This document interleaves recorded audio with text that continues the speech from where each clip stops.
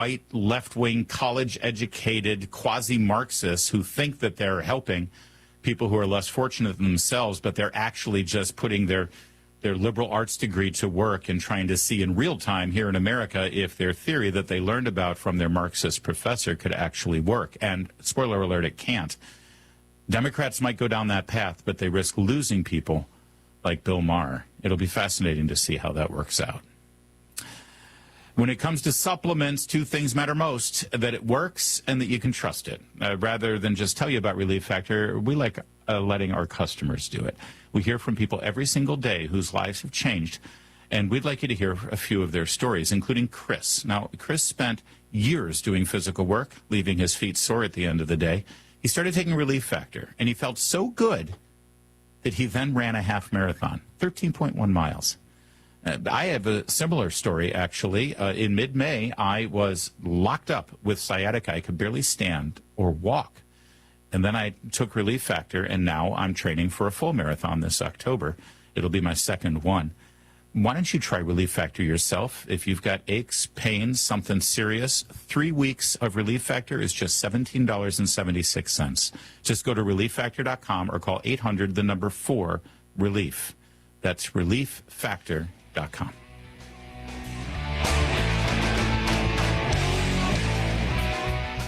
It's time for Talktivities on 106.5 Roswell's Talk FM. Do you have an item for Talktivities? Email it to calendar@pvbcradio.com. Applications are now open for the next class of Leadership Roswell. Apply by 5 p.m. Friday, July 31st. Leadership Roswell is the longest-running leadership training program in the state of New Mexico and is dedicated to equipping the current and future leaders. Sign up today at roswellnm.org. The U.S. Small Business Administration has announced the availability of low-interest federal disaster loans to small businesses and private nonprofit organizations in New Mexico to offset economic losses caused by the drought beginning November 1st, 2025. The declaration includes the counties of Chaves, Eddy, Lee, Lincoln, and Otero. To apply online, visit sba.gov/disaster. If you have an item for Talktivities, email it to calendar@pvbcradio.com. That's calendar@pvbcradio.com. Your home for Armed American Radio in Roswell. 106.5 Roswell's Talk FM. KEND, Roswell, New Mexico. News Hour from Town Hall. I'm Rich Thomason. Britain's new Prime Minister says politicians need to be better. Andy Burnham delivering his first speech as Britain's leader, promising a circuit breaker for a system that he says has taken a series of wrong turns since the 80s. Earlier at Buckingham Palace, King Charles met with outgoing PM Keir Starmer. In a statement, the palace said the king was, quote, graciously pleased to accept Starmer's resignation. Starmer was accompanied by his wife, Victoria. Keir Starmer served 2 years as the sixth British Prime Minister since Brexit, after such notable figures as Margaret Thatcher, Tony Blair, Boris Johnson, and David Cameron, who stepped down immediately following the Brexit vote. Andy Burnham has officially become the seventh Prime Minister in a decade after accepting assent from King Charles at Buckingham Palace. Correspondent Bernie Bennett. The United States and Iran continue trading fire, their conflict escalating following the deaths of several American service members in Jordan. U.S. Secretary of State Marco Rubio spoke to reporters at Joint Base Andrews Sunday. We're going to continue to respond if the door opens to diplomacy. If the guys that want to do something productive for Iran win and take control of that system or take control of the negotiations, that'll be a very positive development. That's not where we are tonight, unfortunately. The latest attacks again show how the U.S. and Iran have inched closer to an all-out war, as last month's interim deal, meant to permanently end the fighting, has crumbled. Shipping traffic in the Strait of Hormuz has also largely stalled. I'm Haya Panjwani. Ukraine has launched more than 400 drones toward Moscow, according to that city's mayor. The attack comes after Russia targeted Kiev and other Ukrainian cities with ballistic missiles. Moscow's mayor claims that most of the drones were shot down, but some of them got through, causing injuries and damage. Ahead of this morning's opening bell, the Dow futures up 99 points, NASDAQ futures 261 points higher. More on these stories, townhall.com. The following is a real-life story from Trinity Debt Management. When I was feeling the stress of too much credit card debt, I looked at two different options: debt settlement and debt management. They may sound the same, but guess what? They're not. Debt settlement seemed like a quick fix, but I found out it would destroy my credit, create tax headaches, and hit me with huge fees. They actually told me to stop paying my bills. No way, not me. Then I turned to a debt management plan developed by the team at Trinity. They worked with my creditors, lowered my payments, reduced my interest, saved me thousands, and paid off my debt. And Trinity is a Christian company, which is important to me. If credit card debt has you down, call Trinity at 1-800-990-6976. My name is Heather. Please forget debt settlement and remember Trinity Debt Management. 1-800-990-6976. More now on the long, drawn-out, and deadly war in Ukraine. On Sunday, Russia attacked Kyiv and other Ukrainian cities with ballistic missiles, drones, and guided bombs, killing at least 6 people and wounding dozens of others. Kyiv.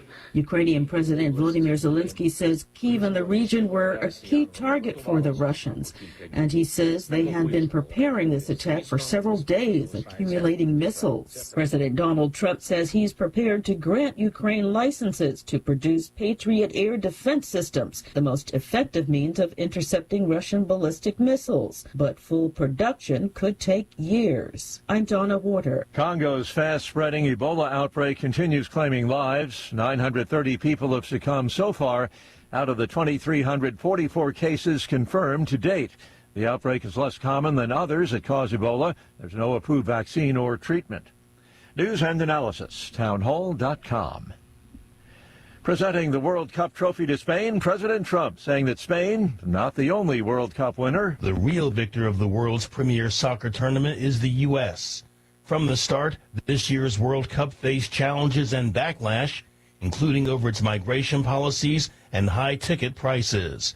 Mr. Trump stirred controversy by intervening in a referee decision on a red card. However, despite tensions with co-hosts Canada and Mexico, the World Cup event largely considered successful. Correspondent Andrew Stewart says Spain won the World Cup after defeating Argentina 1-0 in yesterday's final at MetLife Stadium in New Jersey. Gas prices have jumped to an average $4 per gallon again as the U.S. and Iran launch more attacks. According to AAA, the national average for a gallon of regular was $3.14 a year ago. Drivers in some states have been paying well over $4 a gallon for a while now. More on these stories, townhall.com.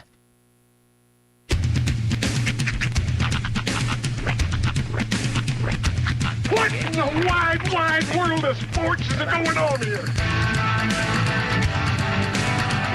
I promise you, whatever scum did this, not one man on this force will rest for 1 minute until he's behind bars.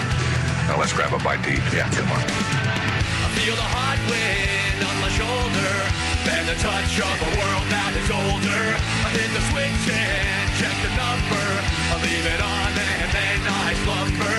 I hear the rhythm ringing through it. Flamenco guitar and cumbia music. I hear the talking of the DJ. The devil listen, what does he say? I'm on a Mexican radio. I'm on a Mexican radio. Broadcasting live from high atop the J.P. White Building in downtown Roswell, New Mexico. It's Mornings with Mike Winters on 106.5 Roswell's Talk FM. Is that what I sound like when I talk? Now, here's your host, Mike Winters. And good morning, one and all. Welcome to Mornings with Mike Winters. I am he. That would be me, Mike Winters. Happy Monday, everybody. Mm-hmm. Welcome to it. Yes, welcome back to whatever this is. I hate to say it, but today's our last day of blue on the weather. I know. I was looking it's all at the, orange after this. At the AccuWeather. I'm like, wow, I guess we really are swooping into the dog days, aren't we? Yeah. Blue today, which is a high of 95. But then enjoy that. Orange and yellow for the rest of the week. 98 Tuesday, 101 Wednesday, 102 Thursday, 104 on Friday. Yeah, I mean, we can't have nice things for too long. No. Get too used to good flavors in your mouth, you're not gonna. You're just gonna be disappointed. I think the rain yesterday was just something like a humid in my house. Yeah. Like it was. I was out. Like it was around 4 o'clock. It just started. I was like, my plan was to throw some chicken on the grill. Mm-hmm. I'm gonna go do that. And so I did it, and it literally just sprinkled during that time I was grilling chicken. Right. And I think it stopped by the time I got done, and then didn't do it since. It must have. I mean, it must have happened over there because I don't remember any rainfall yesterday. Now Saturday there was a Saturday night we got a good old storm. Saturday. A nice little powdering or dusting. Yeah, that was a lot of bark on that one. Those are all very dry terms. A powdering of rain, a dusting of rain. No. Splash. Yeah, it was loud and barky. Yeah, on quite Saturday. the light show too. Yeah. And for some reason, fireworks were just like randomly people were just shooting off fireworks. It's like I could get these out. I'm gonna do it during thunderstorms. It's like were we comparing our fire in the sky to God's? Well, I know there was like the ordinance now where like it was certain the window when you can launch them and when you can't, and so maybe people I still got extra thunderstorm tonight. We'll just pop some off. They won't know. We got to blend them in with the thunder. That's the firework enthusiast equivalent of flushing some things. We got to pop off some stuff. The cops are coming. It's the Shawshank Redemption to walk around the ball field with the dirt falling out your butt. Just a little shake a little out. But happy Monday. Hope all of you had a wonderful weekend and so forth and are ready for another week. Yes. Oh, and congratulations to Spain. Spain won, yeah. World Cup. We're finally done with World Cup. You know, it's so funny. There were some really exciting games during the World Cup. Like there were some nail biters. There were some back and forth battles.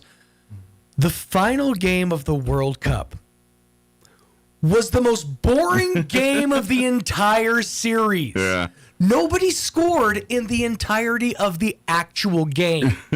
It was won in extra round or whatever. That's soccer for you. I mean, overtime. I know I'm in the minority. The world loves the sport. I played it when I was a kid. It's just not my thing. I get it. A lot of people love it. It's not my thing. I can tolerate watching it. It's it's not my favorite thing in the world, but if it's on, I'll check it out. I gotta be honest. It's top 5 most boring things for me to watch. I mean, yesterday's game wasn't helping anybody. If you avoided every game in the World Cup and you're like, all right, I guess it's kind of like people I'll watch the Super Bowl. Yeah. People are like, oh, I'll check out the finale, the final. That was the worst one to come in on.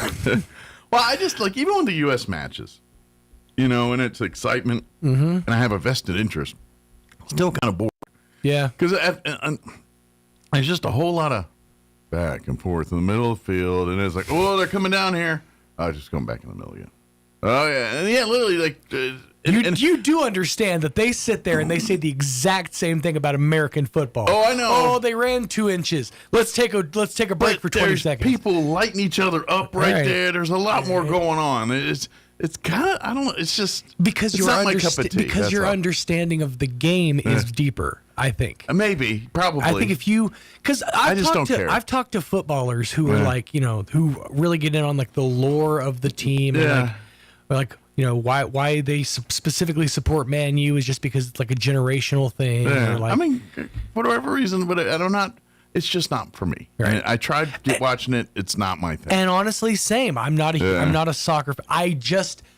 I understand. Yeah. I don't get it personally, but I understand why they might. Oh yeah, I could see it. It's just not my. I mean, same thing about rugby. Rugby looks awesome to watch. I have no desire to sit there and watch it unless it's like my sister's team playing or something. I just don't care. Even though it I watched for the weird factor for a minute because it's something like I remember when I was a kid, ESPN used to show Australia Rules Football on TV every once in a while. And so I'd watch it, but I didn't know a thing about it. I'm like, what's the difference in rugby? And there was subtle differences, but... The ball is bigger. The pitch is, I think, a little longer. Well, they score, the goals are different. Scoring's a little different, too, in Aussie Rules Football. And so, but anyway, it's fine. It's just not my thing. The one I'll never understand is, and I've tried. I've like sat and watched and like looked at how it's played. I will never understand cricket as long as I live. I've actually had somewhat of some cricket lessons. Have you? Sort of. When I was a kid, I got to go to Australia to the Boy Scouts and the World Jamboree. Right. Over Christmas break there, which is their summer, by the way, in Australia, is we stayed with a family, like an actual family and everything. And they had a boy and a girl that was about our age. And so we were teaching him how to throw a football with a rugby ball, weirdly enough. Mm-hmm. And he was teaching us how to ball like cricket, which is like pitching. Right. But it's way different motion it's like and everything. It's like a bowl thing, right? Yeah, they call it bowling or balling, and it's a whole like shoulder roll thing. And then you got to hit the wicket, the sticks. That's what I'm saying. Yeah. There's like a whole different style of play. Yeah. It's not even like you're throwing or ball. Not to mention we have to crank it out. Yeah, but like he showed me how to do that. And we tried to show him how to throw a football and all that. But and then we went inside and watched the toilet flush backwards. Yeah, and those matches can go on forever too. Mm-hmm. Cricket, no, that's the thing is I was okay. The last connection or experience with cricket I had was an episode of Bluey, where they basically were talking about a match that started one night and then ended the next night. Like there was a part two. That's how that didn't goes. Finish it, so they came back the next night to finish. It's like, wow. It's like playing Risk when you were a kid. Right. We'll finish tomorrow. At least, and that's the thing. There's certain games that you're like, we're gonna have to pick this up another time, but we will finish it. Yeah. And then there's Monopoly. Right. Where after about 2.5 hours, one person's got all the money, and the other person's got a very sharp little doggy that they're about to come at your jugular with. Yep. That's when the trades start happening. Mm-hmm. I'll let you land 3 times if you. Yeah. Uh-huh. Did you bolt this table down? Yes, we did, Phil, because you keep flipping it. Funny that you were the first one that noticed. There's always one person you'll never let be banker ever again. Right? No, you're never banker. You were slipping 500s. Yep. All right. Well, let's get the hour going. I'm going to replay a long interview this hour. Brian Luck, superintendent for the Roswell Independent School District, joined us Wednesday of last week. We're going to play that interview here in a few minutes. In the 8 o'clock hour, Don Weld, wearing his Alzheimer's Association hat, will join us and give us an update there. Of course, they've got their walk in November, but now's the time they're putting teams together and all that. So, but we'll get an update from him. And then we're going to replay our interview we had on Friday with the Dodge Boys from Richland Motors, Malcolm Wiggins and Johnny Lujan, and had a great conversation with them. We'll play that. Yeah. And then we'll have all the news of the local, national variety, Wall Street business updates, et cetera, so forth and so on. I left my phone at home, so I got to go procure that, too, at some point. I just realized when I got here, I was like, oh, no, my phone's not here. That's the worst. Yeah. And I'm like, my wife, I usually know. See, that's proof positive that you are a true radio listener. Yeah. Because I know within about a couple of blocks of my house when I lose all my music, I'm like, oh, my phone's at home. Yeah. Now I was tuning into our show, our radio station in the mornings. That's when the only time I'm usually not on our local stations is when I'm not in the local area. Mm-hmm. Usually but see, that's actually the time that's fun for me to listen to local radio. Sure. Just to kind of pick up on things. You know? It depends on where I'm at. Like if I'm like around here, I kind of, but if I get like different state. If I'm in Oklahoma, the first thing I do is turn on local radio to hear the accent. That week I was in North Carolina at the beach. I really enjoyed the local stations and all that. Those weather forecasts were amazing. I remember telling they did a whole opera with their weather forecast. It was great. Guy got voices and characters. It was like a whole thing. You gotta appreciate those, the old school. Yeah. I hear tell there's a thunderstorm this afternoon. And also, Jack's the murderer. It's the candlestick in the ballroom. That's right. All right, it is 16 minutes after 7. Let's get you up to date on the weather. I already told you, blue today, orange the rest of the week. I'm meteorologist Steve Hamilton with your Pecos Valley weather. Little bit of moist air getting into our area from the monsoon today, so we could get a shower or thunderstorm in the midday and afternoon hours. Sunny for now, low to mid 90s on the high. Overnight looks clear and we're down around 70, and then sunshine for the entire area on Tuesday. We'll be hitting the mid 90s, getting a little hot on Wednesday, right around 100 and mostly sunny. I'm meteorologist Steve Hamilton, and that's your latest forecast. Thank you, Steve. Currently 71 degrees here in Roswell. Humidity's at 73% with south winds at 7 miles per hour. Yeah, 95 are high today, but then the rest of the week, it's 98 tomorrow, Wednesday 101. We're 104 by the end of the week. So find ways to cool down and hope your air conditioning is in tip-top shape for this week. All right, it's 17 minutes after 7. We're going to take a commercial break. Your livestock report with Smiley Woot as well. Then our interview we had last week with Superintendent for the RASD, Brian Luck. Don't go away. Hey, Roswell, time is running out to cash in on some of the biggest savings of the season. The loan and lease termination sales event is happening right now at Roswell Ford. Drive away with a truckload of savings in a brand new Ford F-Series pickup with financing as low as 0% APR and make no payments for 90 days. Upside down in your current car, truck, or SUV and want out early? Roswell Ford will do whatever it takes to get you out of your trade, even if you owe up to $10,000 more than it's worth. Have less than perfect credit? Roswell Ford works with a network of aggressive lenders that will push to approve your credit, even if it's less than perfect. Get on board at Roswell Ford during our loan and lease termination event and get huge savings on all new F-Series trucks, America's top-selling pickup in each of the past 49 years. 821 North Main Street in beautiful Roswell. Call 575-623-3673 or online at roswellford.com. 0 APR for 36 months is $27.78 per thousand finance on F-150 trucks. Excludes Raptor. Interest accrues from date of sale. Subject to lender approval. Offers not combined. This is Melanie from Glenn's Furniture. After a long day, the world finally slows down. Sink into a power recliner that knows exactly what you need. Smooth, effortless motion. Plush support that melts away the stress in a moment that is just yours. Because you've earned more than just a seat. You've earned a place to unwind. You deserve to come home to comfort. Come down to Glenn's on Union in Alameda, where we've been providing comfort and free delivery since 1953. Roswell Tire and Appliance will beat Home Depot prices on appliances, and they will beat discount tire prices on tires. It's not complicated. It's not difficult. Listen one more time. Roswell Tire and Appliance will beat Home Depot prices, and they will beat discount tire prices. Come into the store for all the details. This is why the Maloney of Roswell Tire and Appliance inviting you to shop local and save. They'll beat Home Depot prices, and they'll beat discount tire prices. 101 South Main. Call 575-213-1362 or go online at roswelltireandappliance.com. The summer heat in New Mexico can put extra stress on your heart. Artesia General Hospital and our cardiology experts remind families, protect your heart while traveling and spending time outdoors. Stay hydrated, avoid strenuous activity during the hottest hours, and never ignore symptoms like chest pain, shortness of breath, dizziness, or irregular heartbeat. Take medications as prescribed and keep them cool during travel. Dr. Luther Weathers, MD in Artesia, and Elizabeth Madison, ACNP in Carlsbad, specialize in comprehensive heart care, from high blood pressure and heart rhythm issues to preventive wellness. Don't wait until it's an emergency. Get checked and enjoy summer with peace of mind. For extra cardiology services close to home, trust Artesia General Hospital. Artesia General Hospital. Healthy summers start here with heart care you can count on. Good morning. This is Smiley Wooten at the Roswell Livestock Auction. A light July run, but a good selection of all classes of cattle, especially high-quality native calves, light yearlings with condition. We expect to sell 600 head.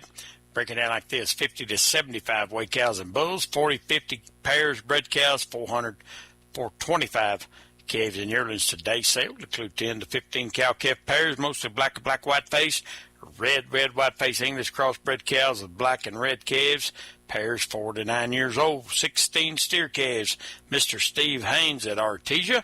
Excellent quality black Brangus crossbreds, cattle wean 90 days, 1 round of shots, medium condition, 500, 600 pounds. 15 calves and light yearlings, Mr. Melvin Foley at Hope, New Mexico.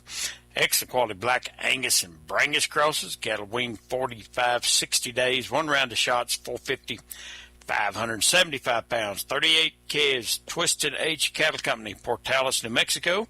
Excellent quality black white face and Charolais crossbred calves, cattle weaned 90 plus days. 2 rounds of shots, 400, 550 pounds. 77 light yearlings, RS Cattle Company, Vaguita, New Mexico. Good quality black white face, red white face crossbreds, cattle weaned 90 days. 2 rounds of shots, 500, 675 pounds. 18 calves, Allen Howell at Lakewood, New Mexico.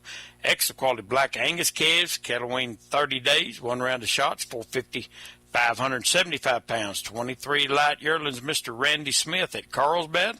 Excellent quality black and red Angus crossbreds, cattle weaned 100 days. 1 round of shots, 550, 650 pounds. And 19 calves, J.H. Ranch right here at Roswell. Good quality black and red crossbred calves, cattle weaned 45, 60 days.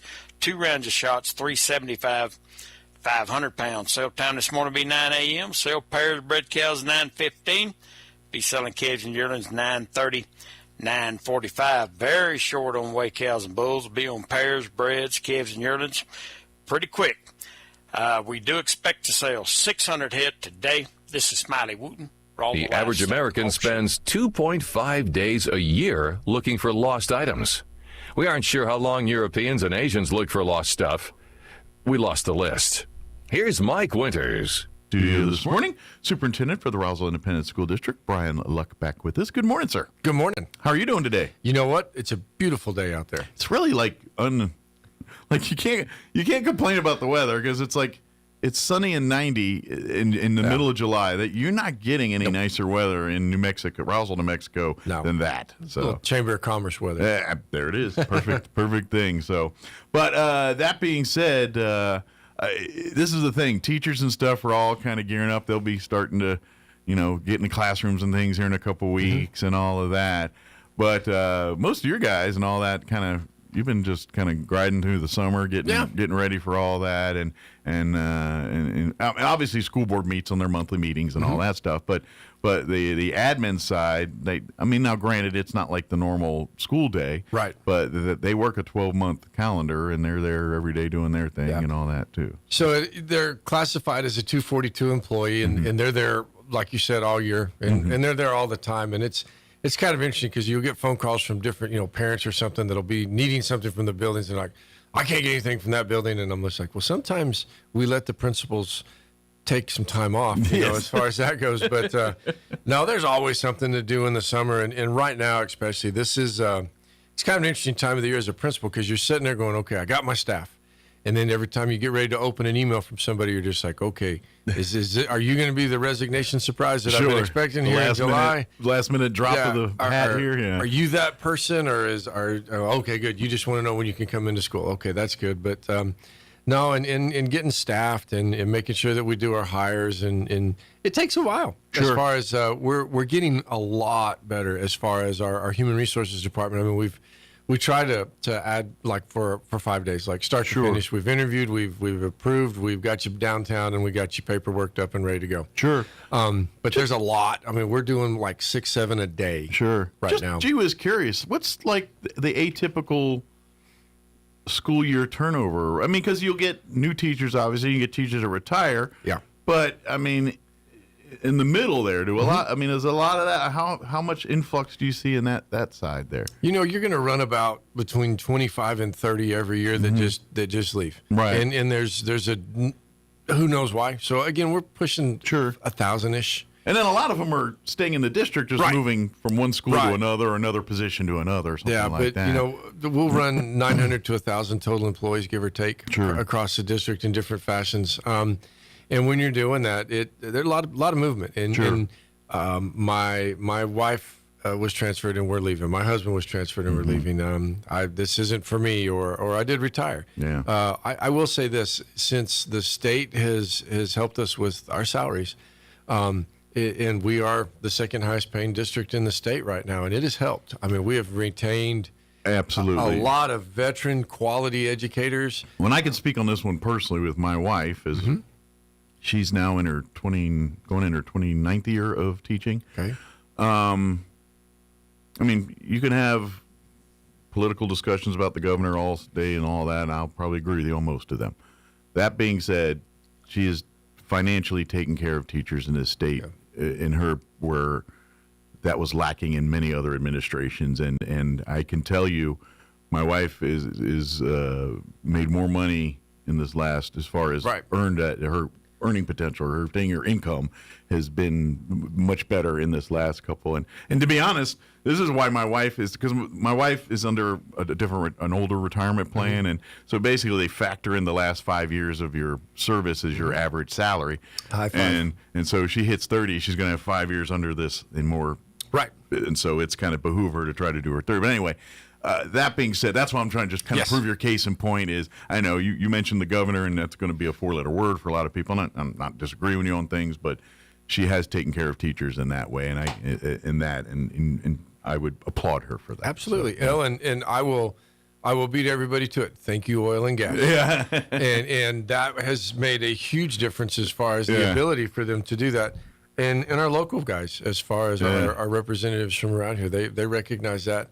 But what it does for us is it allows us to keep like people like your wife that had the ability 5 years ago. When can you retire? Well, when can I retire? When will I retire? That's kind of been the talk around my generation. And, But here's the thing too, and I will say this, based on my wife and her, just from her perspective and how I've been in the room on this, is they all have that days where it's like, dude, I'm done. I'm hitting my 25 or whatever that number is, and I'm beating cheeks out of here. But then the kids, the reason they become teachers is it comes back in, and the kids have their hearts and like, all right, we're going to do another one. And that's I'm telling you, at the end of the day, what the money and all that is the driving factor, but at the end of the day, when teachers teach that long, there's a love for kids that you just can't. Yeah, there's like a threshold, and if you can make it past, and I don't know what that year is anymore. I used to say 4 or 5. Yeah. Anymore, it might even be 1 or 2. But if you can get past that threshold where you get a chance to get your feet on the ground, and then truthfully, it sounds kind of corny, but you get that first letter from a kid, and especially if you're with the older group like I was. You run into a kid at a business or something like that, or a kid walks up and says, "Hey, I want you to meet my wife." Yeah. And then you're just like, okay, that's and you're hooked at that point, or heaven help you get a child of a student that you taught.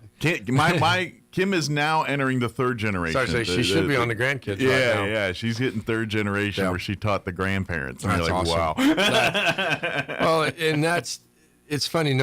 We were talking about that, and you go back to school and you'll have all your back to school stuff, and we have foregone the large gathering just because I'll be blunt, I don't want to spend a lot of money on a venue, right? And if we're going to do it, I want to do it right, where we have everybody there comfortable. And right now, that's Pearson, and no offense to the Institute, for right now it's timing, and but I can we start off and you have everybody come back in. And you do your years of service, and who's this and who's that, and it's always kind of cool to see. And you've got some of them that are pushing their 40-year teaching category. That's phenomenal. That's a long time serving the community. It's amazing. But then I think it was the Crumlins one year where one of our deals, and Mrs. Crumlin made the comment. She said, we don't normally celebrate when people come back from their vacations. And I just kind of laughed. And I said, well, technically we were unemployed. So have it right, Mrs. Crumlin. We just kind of laughed about that. We got new contracts. We're celebrating that. Yeah. And I was like, well, that's true. You do a welcome back for everybody the day they come back from their 2 weeks vacation. And it is, well-deserved and much needed. And we get everybody back and rolling, and not a lot of changes as far as what we're looking to expect from the teachers this year. We've got a new computer information system, or our student information system. We're switching over to an entity that is being used by Albuquerque. APS has used this for last few years. Las Cruces, a little bit of unknown, but the trainings that we've had on it so far, all of my IT guys that I really look to and trust, they're just like, oh, we're going to love this. This is going to be great. looking to get some of that open early, actually, so that our teachers, if they wanted to take a look at like their grade books and stuff like that, they could do that. My wife already found out yesterday she can get her key next Wednesday, and she's already salivating. And I got tickled. So one of the things we did last year, and I never thought I would get the foot traction on this that I did, is all of our training videos. So every year we've got to watch, and it seems like we add more every year, and we do. But we open those up, and I had more compliments on, man, that was so nice. I could start watching them. Sure. And I'm laughing because I'm going, and I can count off that I've got you trained, and you now know what not to do, even though you've seen that video 100 times. Yeah, 25 years in a row. But my wife, she's like, I know this one. I know when she has to go through those videos. Oh yeah. And what's funny, and I had somebody ask me that, they're like, you don't even watch them. I said, I watch them every year. And they're like, well, why? And I said, because you're watching them. And if you have to do it, then I'm going to do it. Sure. And, it's funny, even up there at central office, and I make that group watch them too. Sure. And you can go down the hall and you can hear the little music going, from the computers and different things. But, just trying to live and learn on a lot of this. And again, my goal is I want the start to be as low key, as easy for everybody as possible. And coming from a military background, repetition is the key for everything like that. And though you've seen it and done it 100 times, God forbid you ever get in one of these situations where you have to do or be involved in whatever you're watching in this particular video, you're going to have the knowledge of, and that's how military works. It's like they put you in that thing over and over again until when the thing hits, it's muscle memory. It's automatic. It's not something you think about or have time to process so much. You and the sad thing is, because I've had people say, well, I've seen that thing 20 times. And I'm in my head, I can fast forward to the legal case that says, yes, but you didn't make me watch it last year, which is why it was okay for me to break that rule last year. Sure. It's like the caveat. The loophole. But I do know this, and they're pretty basic. They're pretty standard. Sure. And a lot of it just goes back to just doing right. Sure. And we've got some regulations, some new things. We've got a couple new ones in there this year, but nothing over the top. But that comes out next week. We've got our principals started back today. All of them should be in the buildings. Doesn't mean that they're receiving guests. My elementary school principals are the only ones right now that aren't 242. So they've had a little bit of time, even though most of them have been working. And then next Wednesday we start. We call it boot camp. And it kind of is a holdover from back in the day when people actually did get a little more time off. Sure. We go over all of our new changes at central office and different stuff like that. And then on Thursday we have our legal counsel comes in, and we do some training with the principals on that.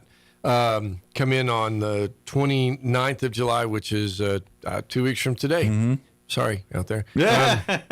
And that's our first day back for our teachers. We're going to have them in their buildings again. Okay. Did that last year. I liked it as far as. And I think the teachers like that too.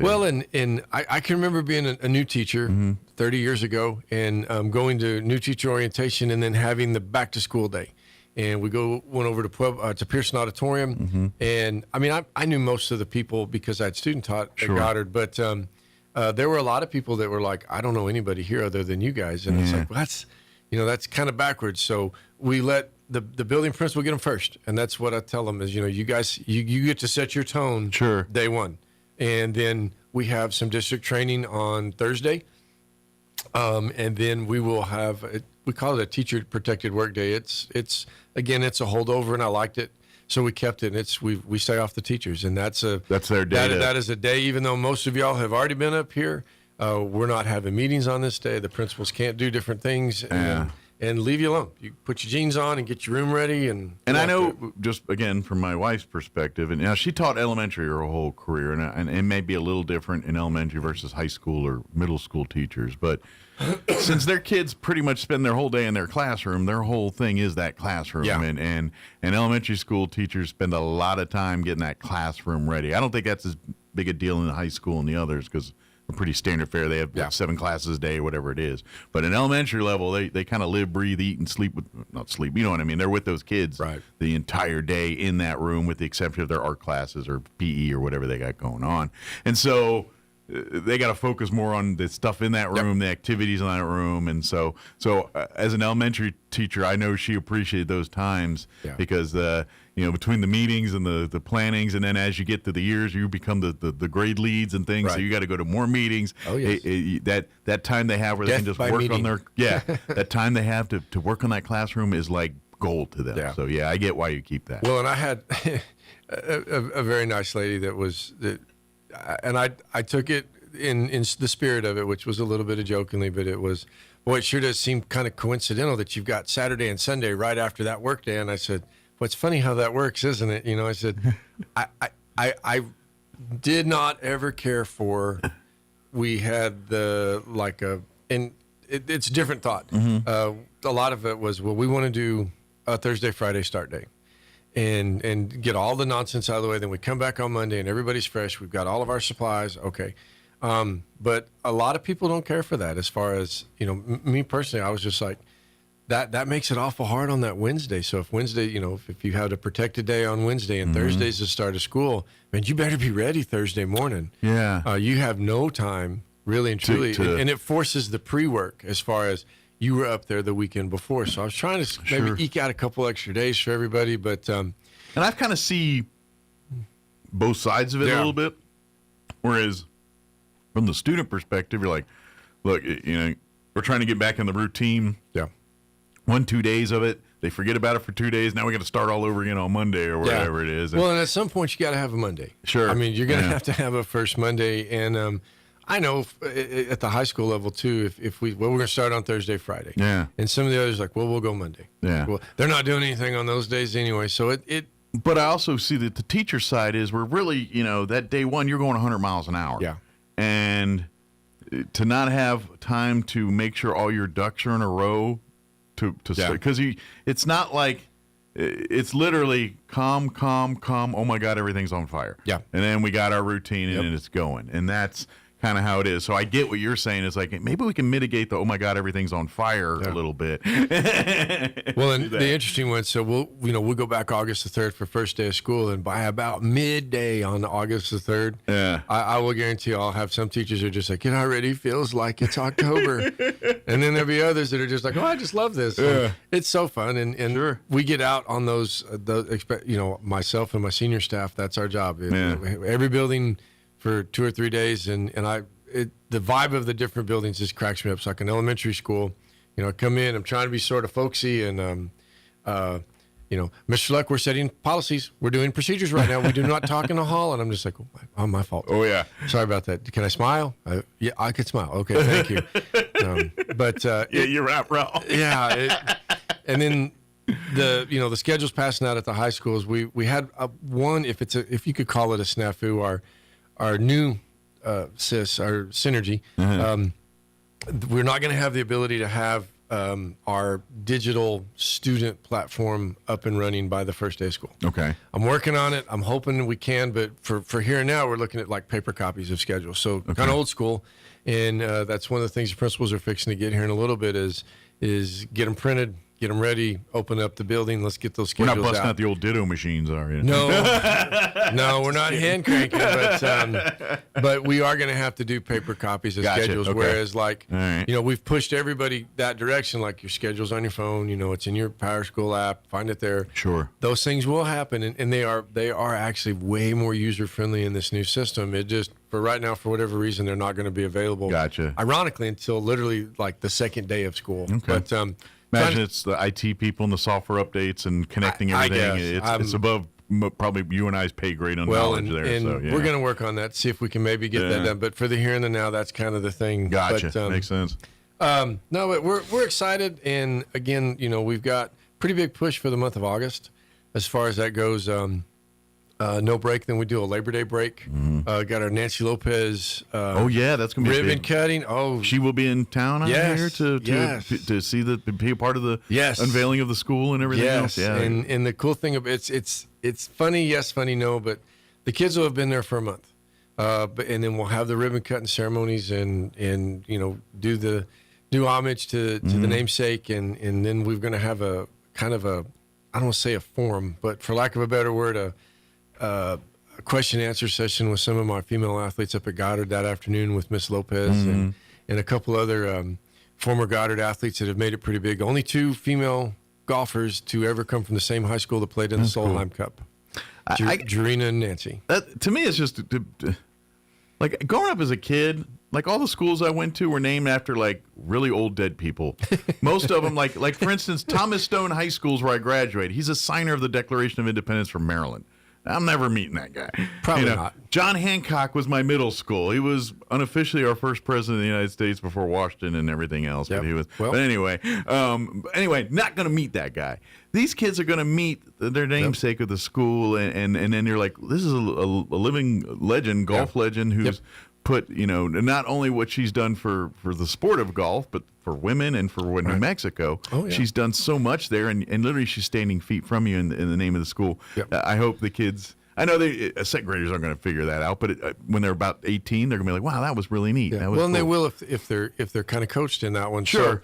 So the irony when we had a anniversary at Goddard a few years back, and we did some work in our archives and found where Dr. Goddard's widow was there for the unveiling in the grand opening of Goddard High School. That's pretty cool. And then looking through the article, they kept talking about the women's gym, and I would go around and I'm just like, what's the women's gym? Right. Where is this place? Right. And actually Don Alsop was just like, dummy, that's the little gym.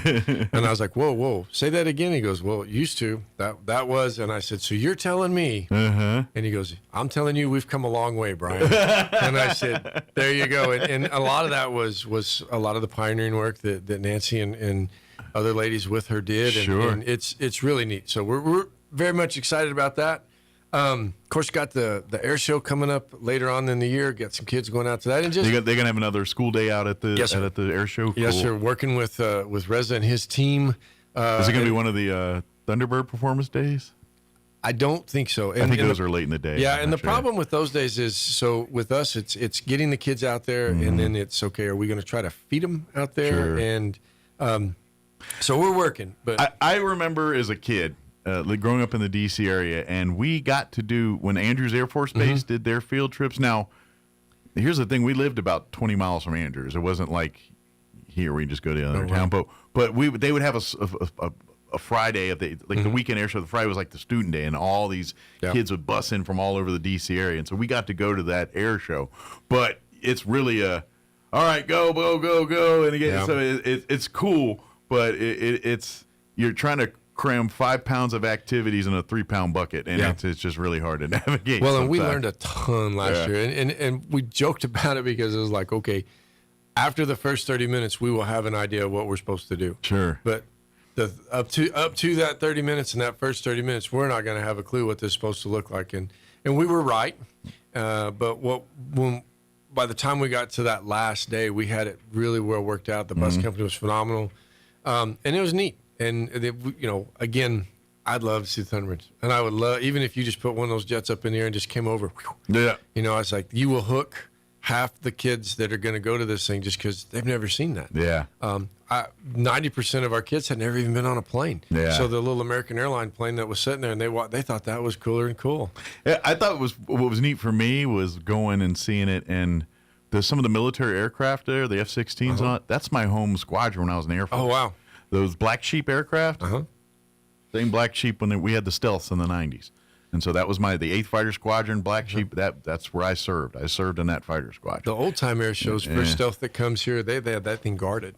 Yeah. It had 3 armed guards around that dude at all times. And that was the case when I was in, too. When we went to air shows in a 117, they roped it off. You couldn't go. They closed the bay doors up. You don't see inside it. You didn't. But now the B-2s, when they were in air shows, now that's a little different. But when we were, those things wouldn't even shut down. They would be like out on the tarmac with engines up. You can kind of look at them from a distance. And if they showed up at an air show at all, that's how they did it. They never, the B-2s, they were very hush-hush. I always thought of what kind of time does it take for when they fly a plane in and pull it over and park it and let people walk through it? Yeah. What kind of time does it take to go back and inspect that plane before you put it up in the air? Those guys do all that, yeah.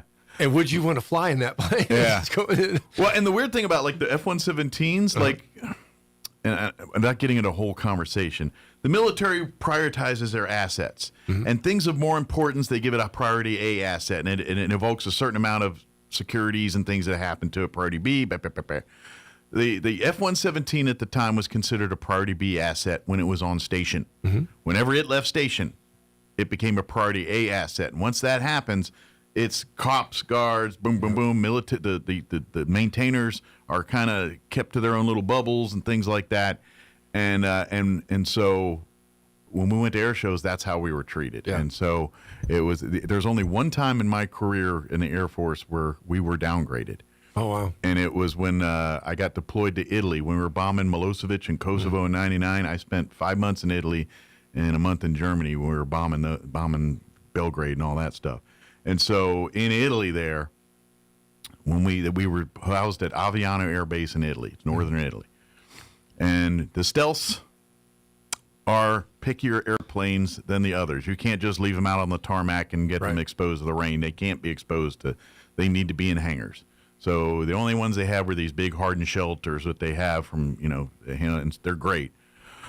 But unbeknownst to most people, there's tactical nukes buried under each one of those, and they are underneath, and there's cops. And so the moment we get in there, there's cops and there's guys checking buttons, and they're like, don't go anywhere near that. And it's like, well, we're okay. We're the priority. You go, no, you're not. You're the priority B. That's the priority A. We're like, okay. Just like that. Mike didn't matter. Yep, that was one of those days. And so that's when I learned real quick about priority A's and B assets and things like that. But yeah, so when you talk about the guards and things, I got way on a story there. But that's why. That's when that plane left station, it upgraded its security status. Well, and the cool thing about it too, when we take the kids out there, they're picking up memories of who knows what. Whether it was a food truck or whether it was a plane or whether it was the smell or the tarmac or what, you name it, you never know. And there's 450 different memories that are going to go home and literally grow wings and do whatever it is that they're going to go do. But I'm excited that they get to go out there and be a part of it and see all that. And I hope, and the cool thing about this, because it's different in an air show, this is an air race. And so I imagine there'll be some point they'll get to go and talk to the actual pilots and mechanics and see the little prop planes and get up close and personal with them and all that too. And you'll get to do that when they do the pit. So they let us go through the pit. Yeah. And that was pretty cool last year too. It was a pretty good walk for us to do that. And that part of that was by design, I think. But and air shows can't be little. No. Airplanes need a lot of room, so it means by default you're walking a lot. That's very true. A few things real quick from last night. We honored Joaquin Sanchez. He was our winner for our New Mexico School Boards Association scholarship, won a $1,000 scholarship. Congrats! Cool. Joaquin's headed over to Texas Tech. We're looking for great things from him. He's a Goddard grad. Is he going to be is his degrees in arts and things? Is he pursuing an art? Finance. I believe it's finance. Smart. Oh yes. Learn to sell that art. Yes. I got tickled. I say Joaquin comes from a blended family because his mom's a Goddard grad and his dad's a Roswell High grad. Neat kid. Very deserving. Yeah, very deserving. Those Friday nights had to get that split shirt depending on it. Not for the basketball games. Nope. Those all pretty solid. That's cool. Honored Christine Lesoto. She was a Leap of Excellence Award winner. So 100 plus candidates from it's a training program for our teachers. Okay. And Christine was one of 8 people that won this award over the state of New Mexico. So we're super proud of her. She works out at early college. Then, like I said, had an opportunity to honor the Goddard High School Skills USA team on their nationals trip. And it's interesting because when the first group of kids that came back from nationals, and they started talking about it, you're just like, oh my gosh. And they get to do that. And now we're probably in about like year 5, 6 on some of this stuff. And you're just like, that's you again? Yeah. And it's like, yeah, it's me again. And this year I was this, and I was 8th in the nation this year. And you're just like, oh my gosh. That's awesome. But what's the kind of skills they're competing against? Well, they've got robotics, they've got cybersecurity. I know it was like STEM stuff, but I wasn't really sure exactly what it was. Well, and then it's a lot of different ones. We'll have to get you guys some footage of some of the competitions. Okay. One of them up in Albuquerque that I watched, they kids walk up and they've got lumber, and they're like, okay, you need to build this shed, and you need to do it by tomorrow. So it's like a whole it's just lots of different competitions, and Then, we have the group from Roswell High. We should call it the MacGyvers. I tell you what, I could put a group together that would be able to do just about anything. Yeah, we'll call it the MacGyver competition. Just about anything. You have to look it up, kids, if you know the MacGyver reference. You had 2 generations of it. Two? Yeah. Yes, sir. Yes, sir. There's the good one, and then that second one. Yeah, no kidding. One other thing, just real quick, I want to make sure that I get to. So we have started our process. Nancy Lopez, building number 1. Yes. We have not owned that building for over a year. Yeah, that was the part of the swap. That was and part the of whole, the swap, yeah. and we rented it. And so our goal this summer was we want to get it good and clean on the outside and on the inside. Sure. And want to be able to hand it over to the state as far as like, hey, we're done. As good as condition as we had it. Well, we got it. And it's interesting because it got to looking a little rough the other day. I won't lie, and I'm not proud of it, but I understand why it did, and we got it cleaned up. But it's liable to get to looking rough again before we get a rain. Poof, we'd show up out of nowhere and that kind of a deal. But right. we'll do what we can. But as far as hopefully within the next 20, 30 days. Is there any timeline on when they're actually going to do something with the building? Or I don't know. anything? Yeah, like I said, that was going to be above my pay grade. Yeah, I kind of figured, but I didn't know if you just heard anything. I haven't yet. Yeah. We have a walkthrough scheduled. I believe it's either next week or the week after, where we're going to go through with the state and hand it over. But looking forward to that, and looking forward to them being able to do the great things that they're fixing to be able to do. But we'll still fill the calls, it's not ours. But people are going to look at it that way until for a while, until it changes to whatever it's going to be next. Until basically. it's not. But well, I imagine, and obviously city, county, and all that are probably going to do their thing as they step up patrols and do all the things that they would normally do when these kinds of abandoned, places that are in transition or whatever you say happen, and keep the riffraff and things from turning it into a. What happens when these things. True, and I'll be honest, I'm super excited as far as what are they fixing to do with what's coming. Yeah, they are. It's a gold mine right now as far as an untapped resource. Sure, it could be anything from local to state to regional. Mm-hmm. As far as it's got a lot of potential. Does it? And a lot of it's how's it marketed. And I'm thinking that back when the swaps were talking, this is why they said, look, we got just because it doesn't work for the school doesn't mean there's not real value. Right. Here, you know what I mean? And so it's cool. So but it's all exciting. It's to be honest.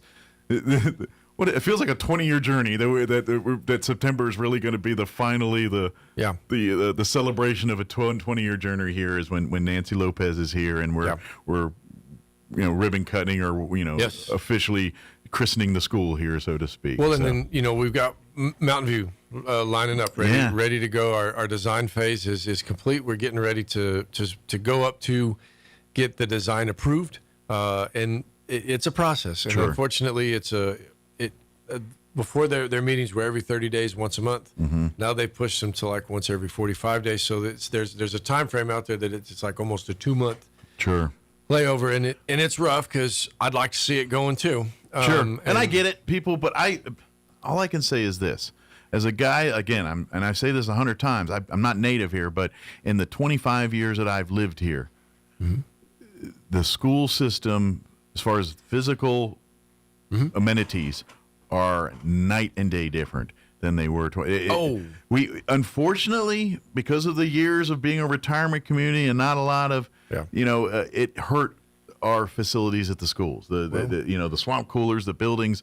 There were some pretty rough buildings going on in the years. But so the years of the trailers and upgrades and all that, we're almost done with all that as far as getting it to where they should be. We're we're in like the last phases of it. And now, granted, once it's done, now it's back to the drawing board and starting the cycle over again. But that's, trust me, because of, and I'm not placing blame or whatever, it's just the things that happened.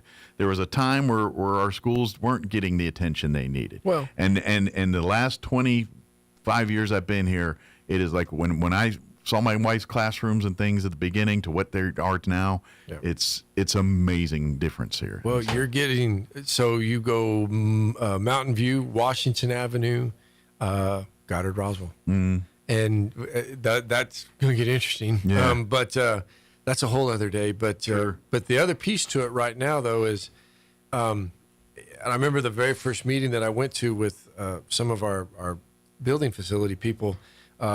You have to start these things early because, I mean, you're going to be pushing close to Roswell High, 75 years old. Yeah. And that's pretty old for a building as far as, you know, how many thousands of kids have walked through that building in that amount of time. And just think of it from this perspective. How we educate children today is not the same in how we did 75 years ago. No. And that facility doesn't necessarily meet all those needs for today. Yeah. And that's the big crux here is we gotta update this stuff. And it takes time, takes money, but when you get a building 70 years old, like I love the downtown office and I love walking in there and loving that nostalgia, but as an education, like a school, it'd be really hard to pull it off. It's extremely difficult to run your electrical cable. Sure. And I mean, we were very blessed, thank you, COVID, as far as our heating and cooling system that goes. I mean, we were running with old steam pipes. Sure.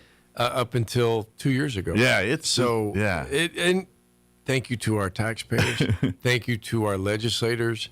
Again, thank you, oil and gas, because that's how we've been able to fund this. When we sign on the dotted line, we're done at brand new Nancy Lopez. We're not going to owe a dime on that building. Yeah. The taxpayers don't owe a dime. I mean, we are paid for lock, stock, and bagel. Yeah. And that's an amazing feat. Well, and within not even half a mile, two of my newest schools really right there back to back. Very excited about that. I people that are, if you're having issues with some of that, just be patient. It is such a big improvement and it's so much better. And you just gotta let the opportunities happen. They are doing everything in the right direction, but it takes time. It just takes a lot of time. And when it comes, I don't care how much money you got. I don't care how much power you got. Construction's going to happen. How construction's going to happen because there's so many elements that you have zero control of and all that stuff. And so, the cool thing for Mountain View, if you go out there today and drive to the end of the road where it dead ends, and envision in your head the road that comes in from the south to make a 90, and the school will be back over on that road, and it's going to be so cool. Cool. I'm super excited. We had a very generous person do a land donation for that. Oh, nice. And that took a little bit of time. Well, it took a lot of time to get all of that legally done. But that's great. We're excited. We're super excited about that. Well, maybe I know how people like to stay on the DL on their, people say DL anymore, on their being nominated for things or anything, but maybe there's opportunities to honor these people publicly. Might be. We're almost out of time. Is there anything we wanted to mention that I got a sidebar on or sidetrack? No, I tell you what, I'm good. We're getting ready for a good back to school. Please slow down. The lights will be coming up here before you know it. Getting good practice now, and and you know where they're at as far as we haven't moved any. I think there might be one new one placed because of the Nancy Lopez situation. But really and truly, just thank you and slow down, pay attention, be courteous. If you're new taking a child to school, just listen. They'll tell you. I say they'll tell you where to go. Every school has their procedures, and if you stick to them, first day, but after day 10 or 12, you better be down with us, and the parents will kind of police each other a little bit on that. You know what? There's no reason to get wound up. Sure, not early. Let's try something different. We will all get to school. We all get about our day. If everyone just takes a breath and we'll do it, just patience, and it gets through. It'll work. It'll be a cluster for a few days, but everyone will figure it out, and it'll. It's supposed to be. Yeah, it's no. When did you ever start a first day of school anywhere in your life and it not be crazy? I don't care if it was elementary school, middle school, high school, college. Yeah. It was like, I don't know what I'm doing with my hands. It's just that. It's always like that. Well, if we're still doing that in October, we got a problem. Exactly. But a little bit there in the first is not a big deal. Yeah, absolutely. Well, thank you as always. Absolutely. And we'll see you here next time, if not sooner. Yes, sir. All right. Centers and missile and drone launch sites. Iranian media reported explosions in several cities. Later, Kuwait said it was intercepting hostile Iranian drone attacks, and warning sirens sounded in Bahrain. 2 of the American service members killed have been identified by U.S. Central Command. They are 25-year-old First Lieutenant Tyler Feehan of Hawaii and 19-year-old Private Isabella Gonzalez of Texas. Gas prices have risen up to a national average of $4 a gallon, that according to AAA. Posting on Truth Social, President Trump writes that Republicans should add Iran to the Russian sanctions bill. The president has presented the World Cup trophy to Spain. The Spaniards defeated Argentina in the World Cup final at New Jersey's MetLife Stadium. Well, congratulations, Mr. and Mrs. Vance. It's a boy. The second couple announced the birth of their newborn son on social media on Sunday. Alec Neil Vance is the first child born to a sitting vice president in more than 150 years. Alec joins older Vance siblings Ewan, Vivek, and Mirabelle. The vice president's growing family is in keeping with his passionate advocacy for Americans to have more children. Correspondent Andrew Stewart. On Wall Street, the Dow is down 2 points, the Nasdaq 142 points higher, and the S&P trading 26 points higher. More on these stories, townhall.com. Diabetes, high blood pressure, anxiety meds, everyone's on them. If you're a 50-year-old male, maybe a bit porky, and you may even have type 2 diabetes, $1 million of term insurance may only cost you about $200 a month. Call Term Provider. Speak with Big Lou at 800-555-2085. Big Lou will find a term life policy for you even if you have type 2 diabetes, are overweight, or have high blood pressure. Term Provider has helped thousands of people like you who think they can't afford term life insurance.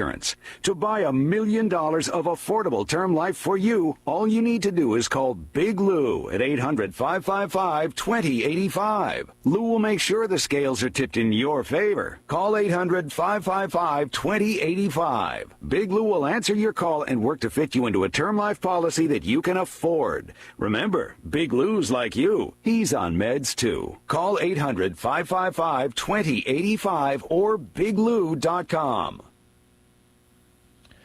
Searchers are hard at work in Peru in the wake of a devastating natural disaster.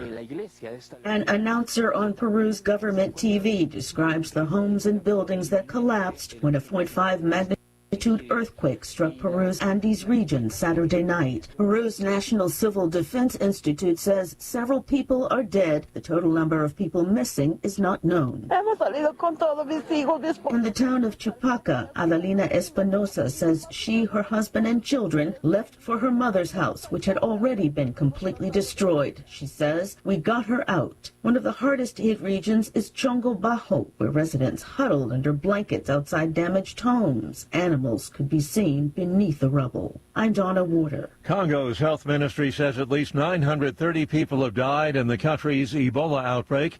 Those fatalities recorded out of the 2,344 confirmed cases. News and analysis, townhall.com. The life of an outstanding female athlete has been snuffed out. Authorities say a rising pro boxer who was riding her bike on a country road in Texas is dead after a motorist drove by her, stopped, and then reversed into her. Brazos County Sheriff's Office says 26-year-old Hannah Rapp was riding with another person when she was hit. Authorities say 31-year-old Charles Medina passed Rapp before stopping and then reversing. Investigators aren't sure what the motive may have been. Medina was arrested and charged with manslaughter. Rapp was considered one of the top new female boxers in America. Jason Walker reporting. Andy Burnham is the UK's new Prime Minister, succeeding the wildly unpopular Keir Starmer. Burnham, the only candidate for Labour Party leader, the UK's 7th Prime Minister since 2016, and he's the former mayor of Greater Manchester. More on these stories, townhall.com.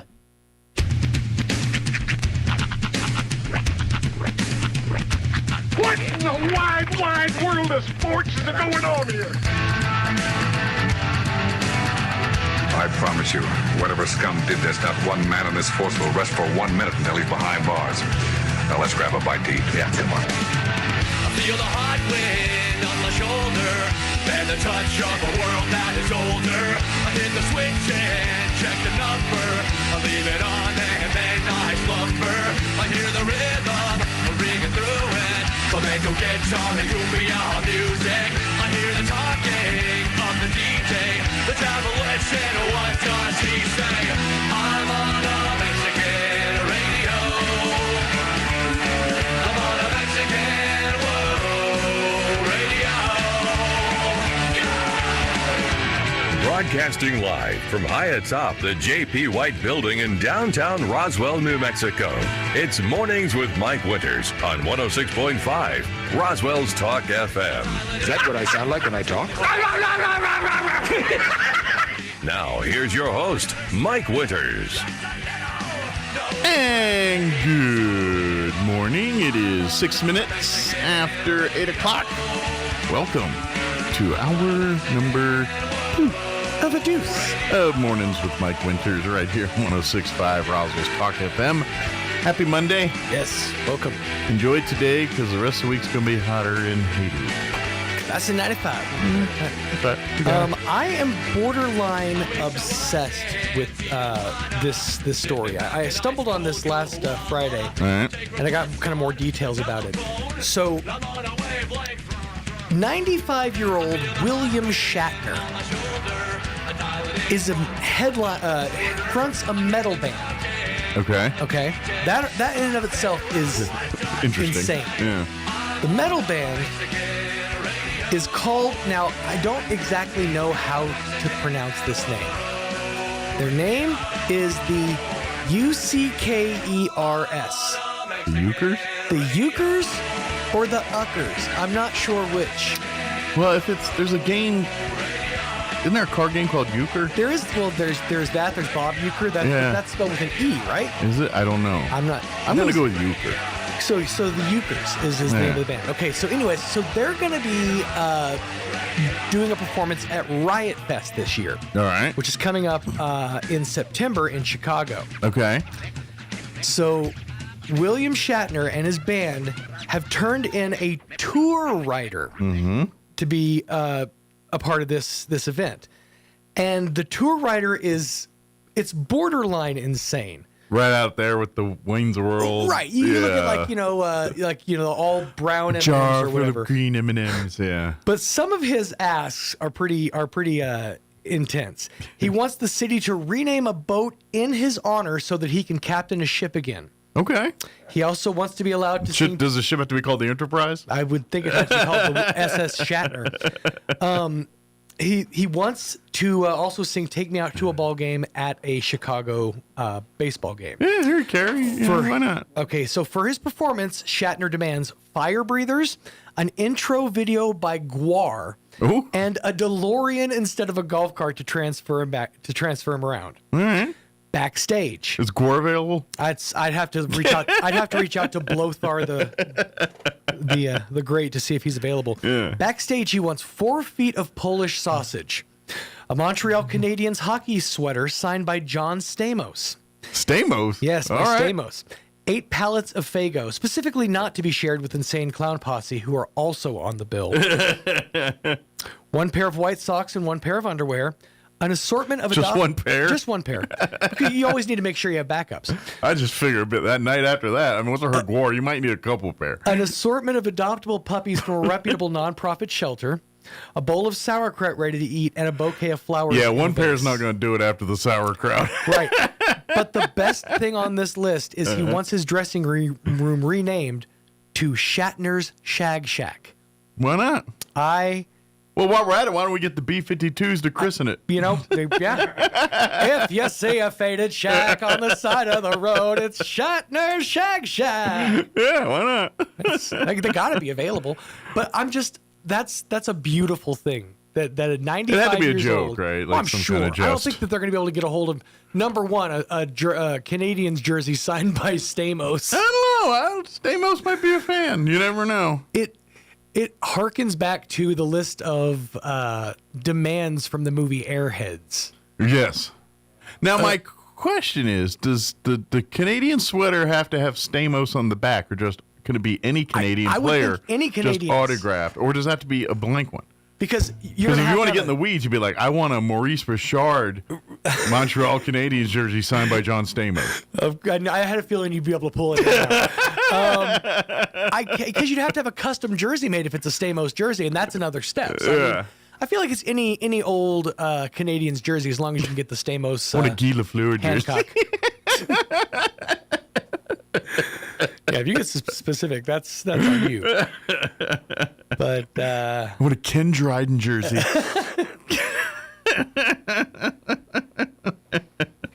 With the Canadians, you got so many years to pick from. Mhm. So. I do appreciate the fact that he did say he wanted the sweater. Yes. You got to admire somebody who uses the correct lingo. You know? Well, that is the traditional hockey. They wear sweaters, not jerseys. So you can call it that. No one's going to yell at you, but that's what they are. They're Yeah. sweaters. So, is there any said footage of this band that Shatner's in? I don't think so. I think that they're just like, because he said he's going to debut tracks off of the album that they're putting out. But I'm genuinely curious to see. I can't believe there's not a YouTube clip out there somewhere with this band. We're going to find performing. out right now because I have not looked into it. Like, is this going to be like the Rocket Man thing where they're just and he's like sitting there He's going, just sitting on. I go to space or whatever. He's 95 years old. I got to imagine I mean, I don't know, but I'm sure it's not good.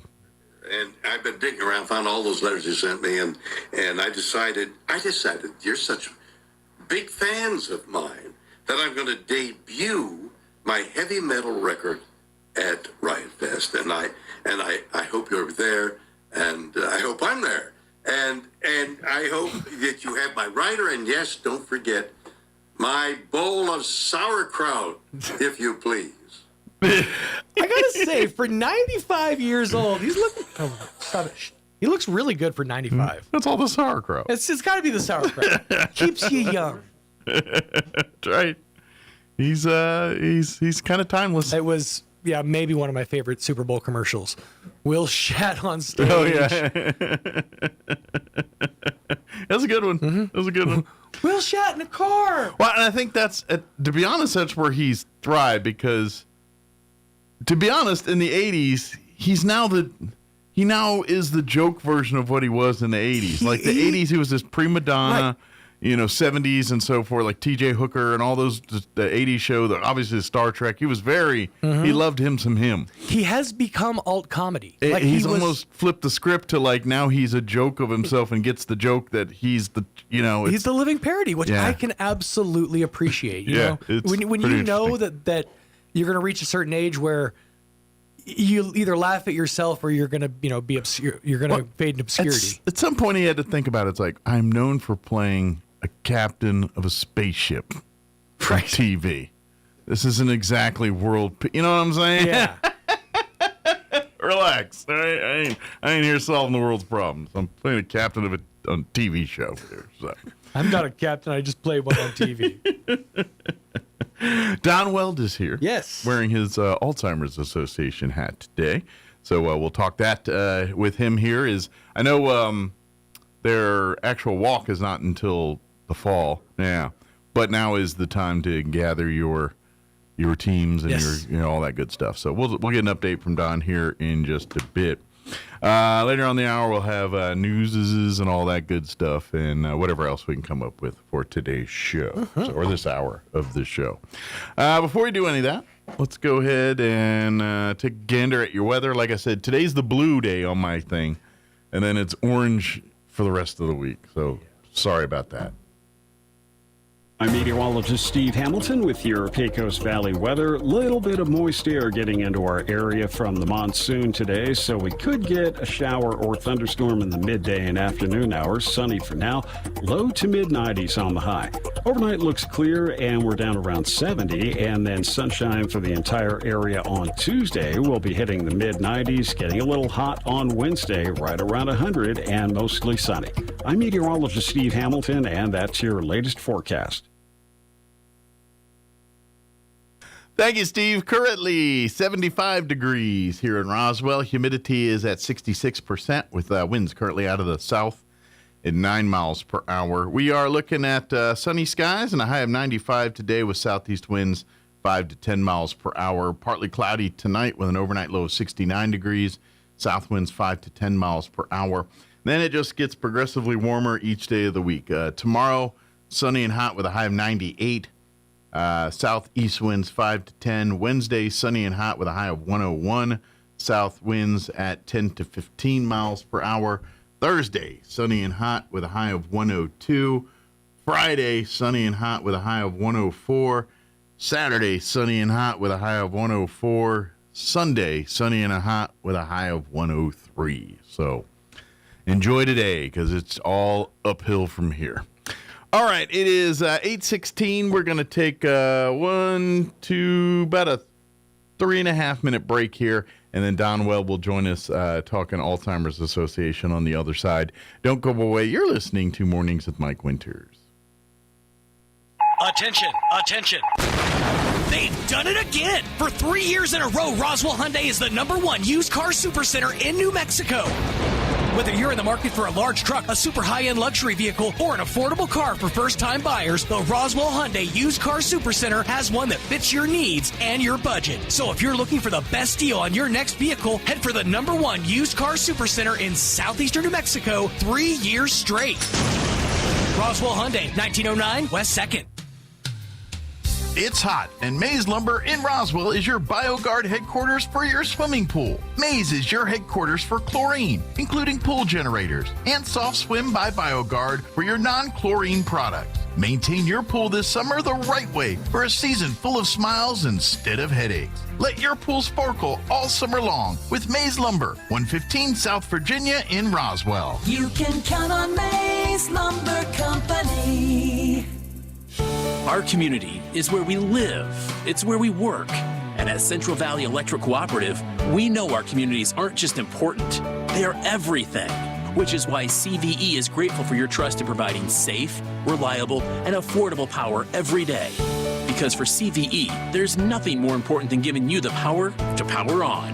Visit our website at cvecoop.org to learn more about your electric co-op and all the programs and benefits that come with being a Central Valley Electric Cooperative member. Don't let a tooth infection or painful wisdom teeth disrupt your life. At Carabelli Dental, our highly trained team specializes in extractions and wisdom teeth treatment. We're here to help patients find relief quickly and comfortably. With IV sedation options available, you can experience compassionate care from a team dedicated to your health, comfort, and smile. Come see the team at Carabelli Dental at the corner of 9th and Main in Roswell, or call 575-622-4455. Summer fun is almost done, but the savings roll on during the Roswell Honda Summer Event. Now through the end of the month, score an unbelievable rate on your next ride, like 5.49% for up to 60 months on 2026 Civic Hatchback, 3.99% for up to 60 on 26 HRV and Accord Hybrid, 2.49% for up to 36 months on 26 CRV and CRV Hybrid, and an unbelievable 1.99% for up to 36 months on 2026 Ridgeline. The Summer Event on now at Roswell Honda, 2177 West 2nd. Exciting news for Southeast New Mexico. The Advanced Heart and Vascular Center of New Mexico in Carlsbad, home to Dr. Amanda Ryan's trusted cardiology care for over 13 years, is now part of Current Clinic. That means world-class electrophysiology services right here in Southeast New Mexico. No more 3-hour drives to see a specialist. Current Clinic is bringing advanced, life-changing treatment for atrial fibrillation, AFib, and other heart rhythm disorders close to home. Early intervention for AFib can dramatically lower your risk of stroke, and our goal is to help our community understand just how important that is. You and your loved ones deserve comprehensive, cutting-edge heart care without leaving town. If you're experiencing an irregular heartbeat or AFib symptoms, expert care is now available locally.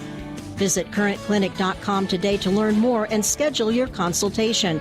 Current Clinic, easy access to comprehensive AFib care right here in Southeast New Mexico. It's Mornings with Mike Winters. He's portly, short, balding, short-sighted, and long-winded. Sorry, ladies, he's taken. Here's Mike Winters.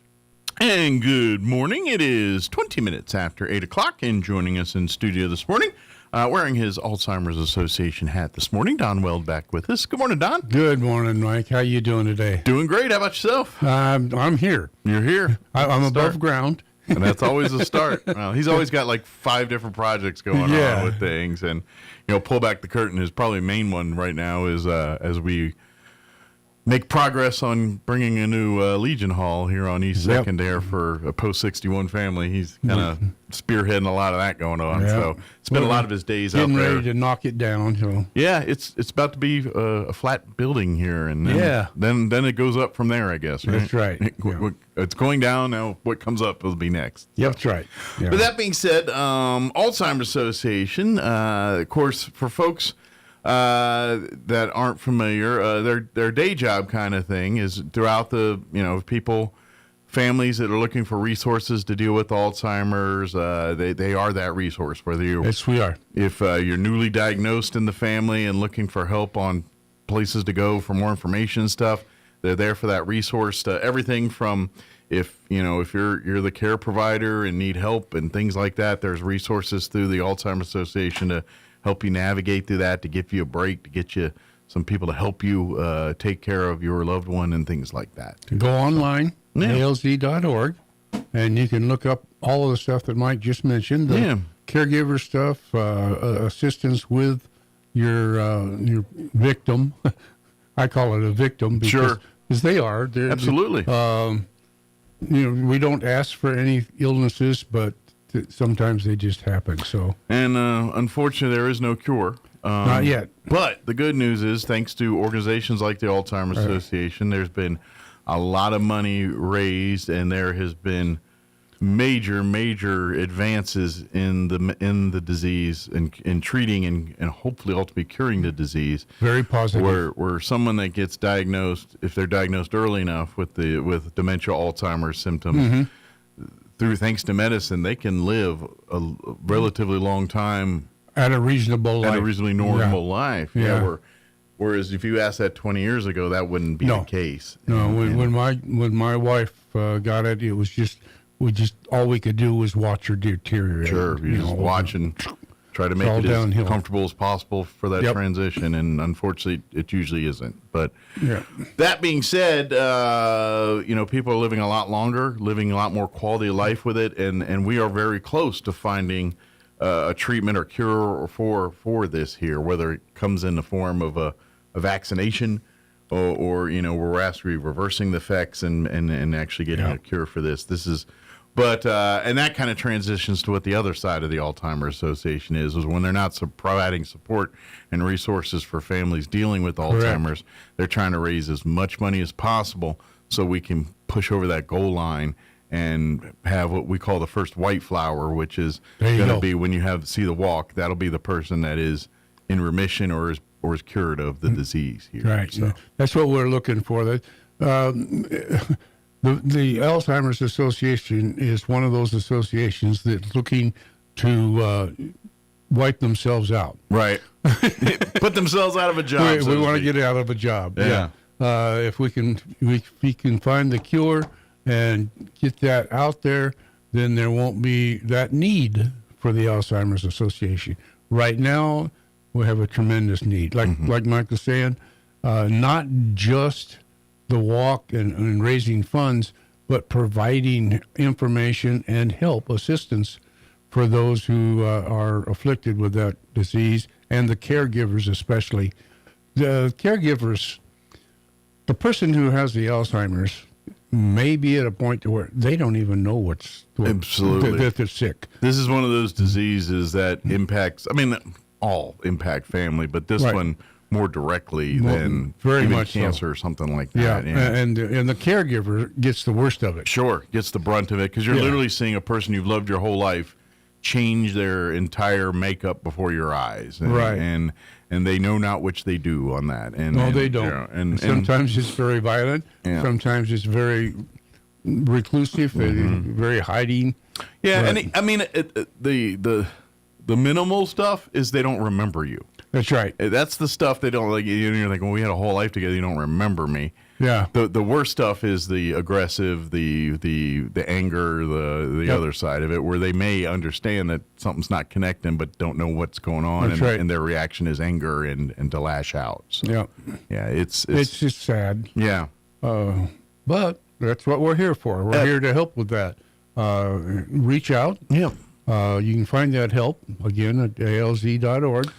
And then there's the Roswell Walk. So, and it's really hard to be a caregiver alone for that. Obviously, if you're the spouse, or if you're a son or daughter of a person dealing with it, it's really hard to do that alone. And that's where it's hard when you have a family support, but it's even harder when you're by yourself. One person trying to do all that. And sometimes, depending on the situation, that's all it is sometimes. And so, please, that's what the Alzheimer's Association does. They help folks getting that information, educating. If it's an early diagnosis, obviously talking to your doctors and everything, but please reach out. See what support is out there. There is a whole group of people that have walked your shoes, that know exactly what you're dealing with, and I'm sure, especially for a new diagnosis, it's a lot to take in, and you're your whole world just got turned upside down. Yep. And you're now going to, try to figure that out, what's next, and the Alzheimer's Association can really make that transition.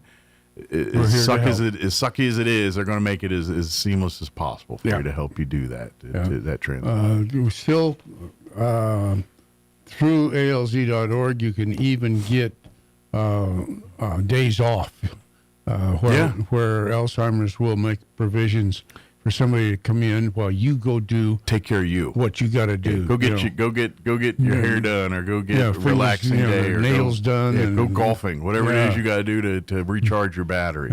Or just maybe you need time to go shopping. Go see a movie. Go get kick back. Yeah, exactly. Whatever it is, just to get out of your head a little bit and recharge your battery, or take care of your own personal needs. We can work that out. That's exactly what they do, because unfortunately, especially if you're by yourself, you probably sacrifice your own needs to take care of that loved one. That's just what happens. And you can't do that.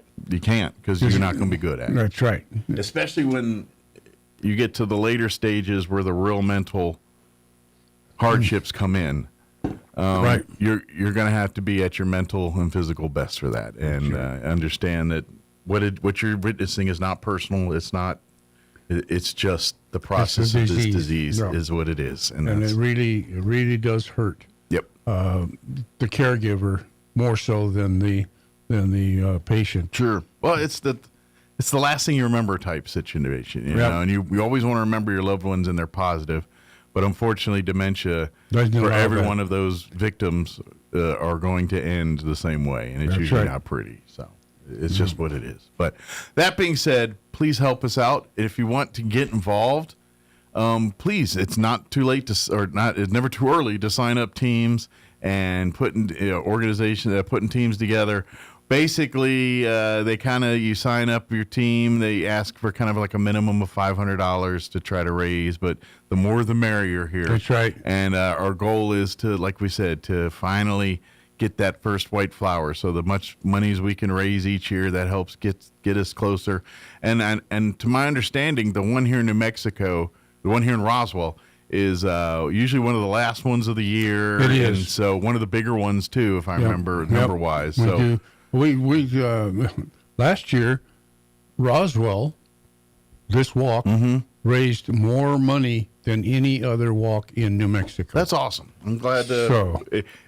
Let's throw the gauntlet down and make it harder get everybody doing that. That's right. But that's awesome that Roswell is stepping up their game and doing their thing. And they do a good job. Now the target's on the back. You gotta the champs. You gotta repeat. Yeah.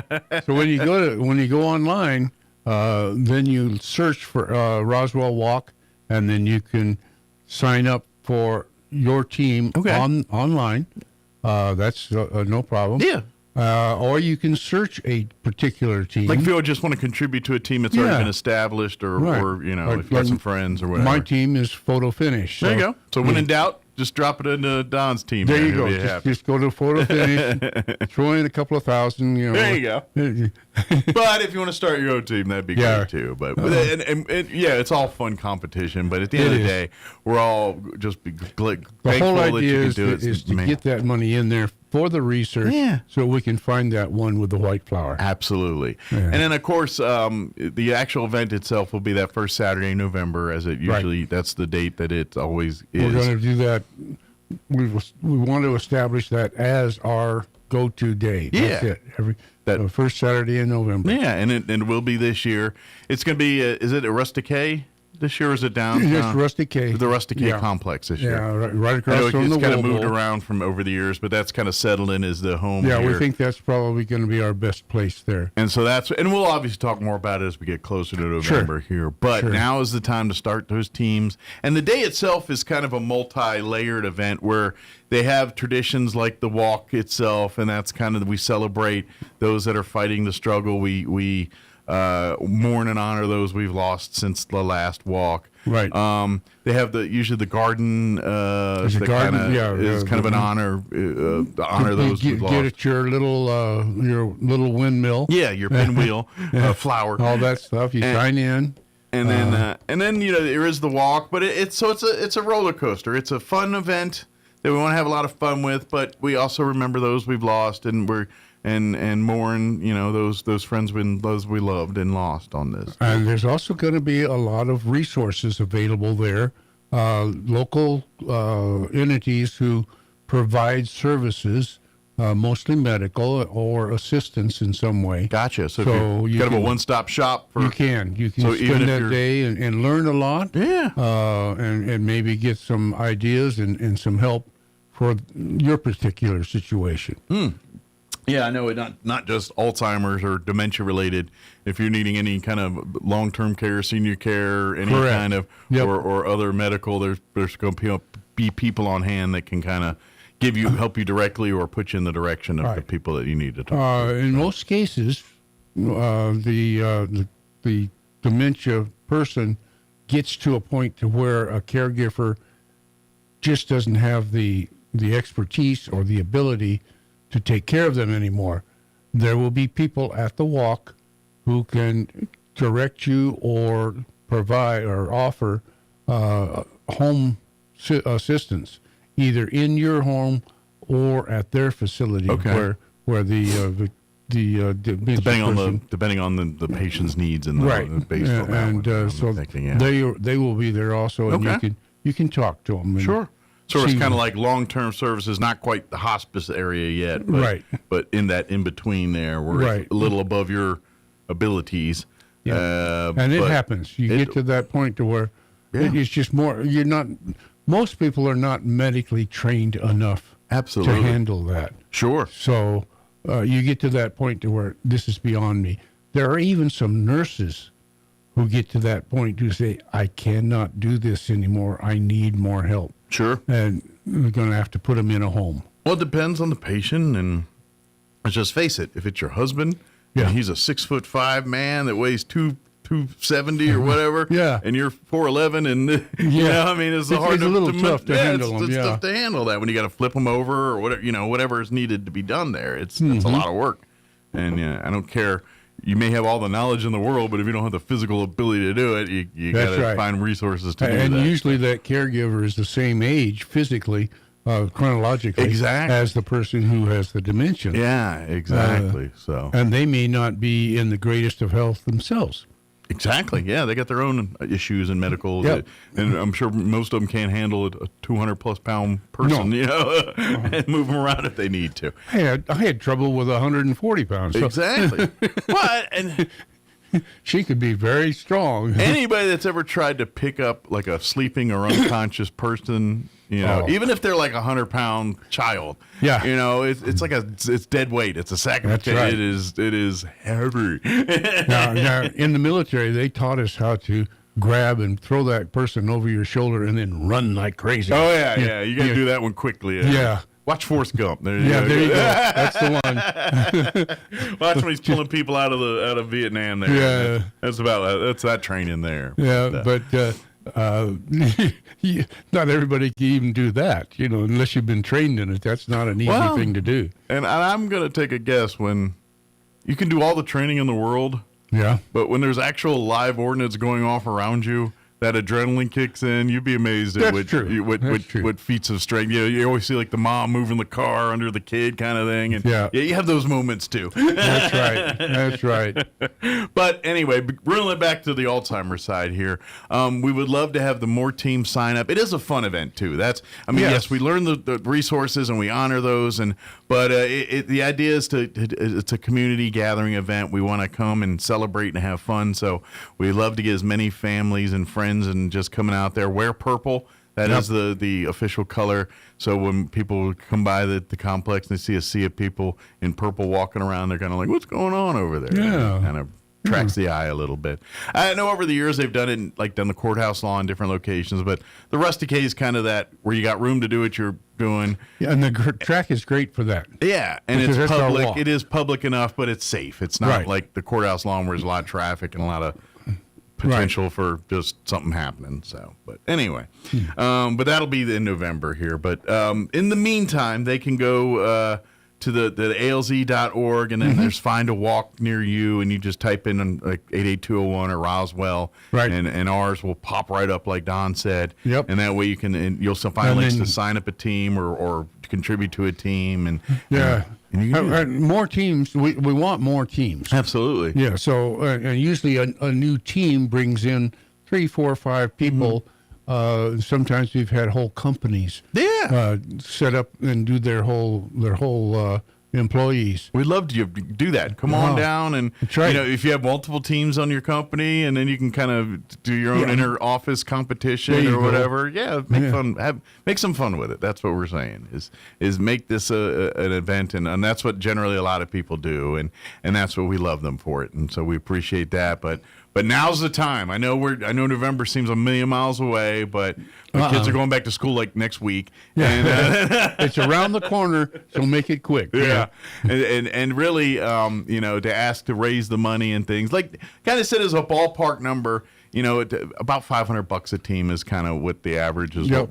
But certainly we're not handcuffing you or capping you. As much as you more can the get, better. The great, because at the end of the day, every dime of this is going to hopefully eventually create that cure. At the walk, we will acknowledge the team that raises the most funds. Oh yeah, we're gonna get some shine. Make a little shout out to you that hey, this team really got it on here. Yeah. They brought in 50,000 on the. Oh yeah, right. That'd be good. Hey, we'd love to, but we're not seeing those kind of numbers yet. But, no, but that would be amazing thing to have. Yeah, so. we would like that. That would just really great. Absolutely. And in the meantime, if you're dealing with this disease in any way, shape, or form, and you haven't reached out for resources, please don't hesitate. This is what the Alzheimer's Association does.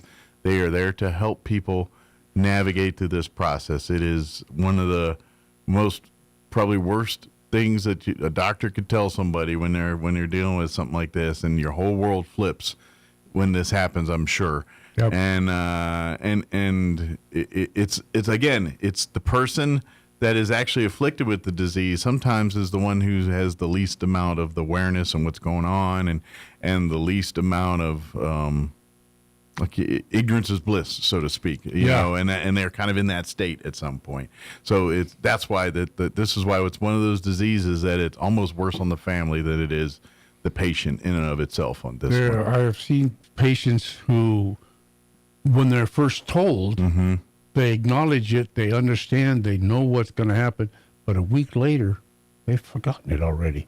And now they're starting to drift into that nether zone where they don't know what's going on. Why am I feeling this way? Did something happen? happen? You feel bad, but if your brain recycles or whatever it does to you don't remember, then you're like, well, I guess ignorance is bliss, literally. You know, it's like, what are we doing today? You just got to, I don't know, we're having steak and eggs. What are we doing today? I'm going to go take a walk. This is Tuesday is what I do, you know?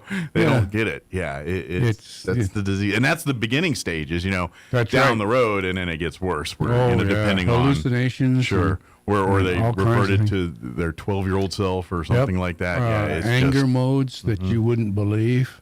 Well, and then there's probably the those moments of they're trying to clarity. Relocate what they're trying, simply can't do it, and that's where the moments of anger and frustration and that's right. And you know, where I mean, think about it. Can you imagine where someone your whole life you just know the sky is blue, and finally someone's saying it's not blue, it's green.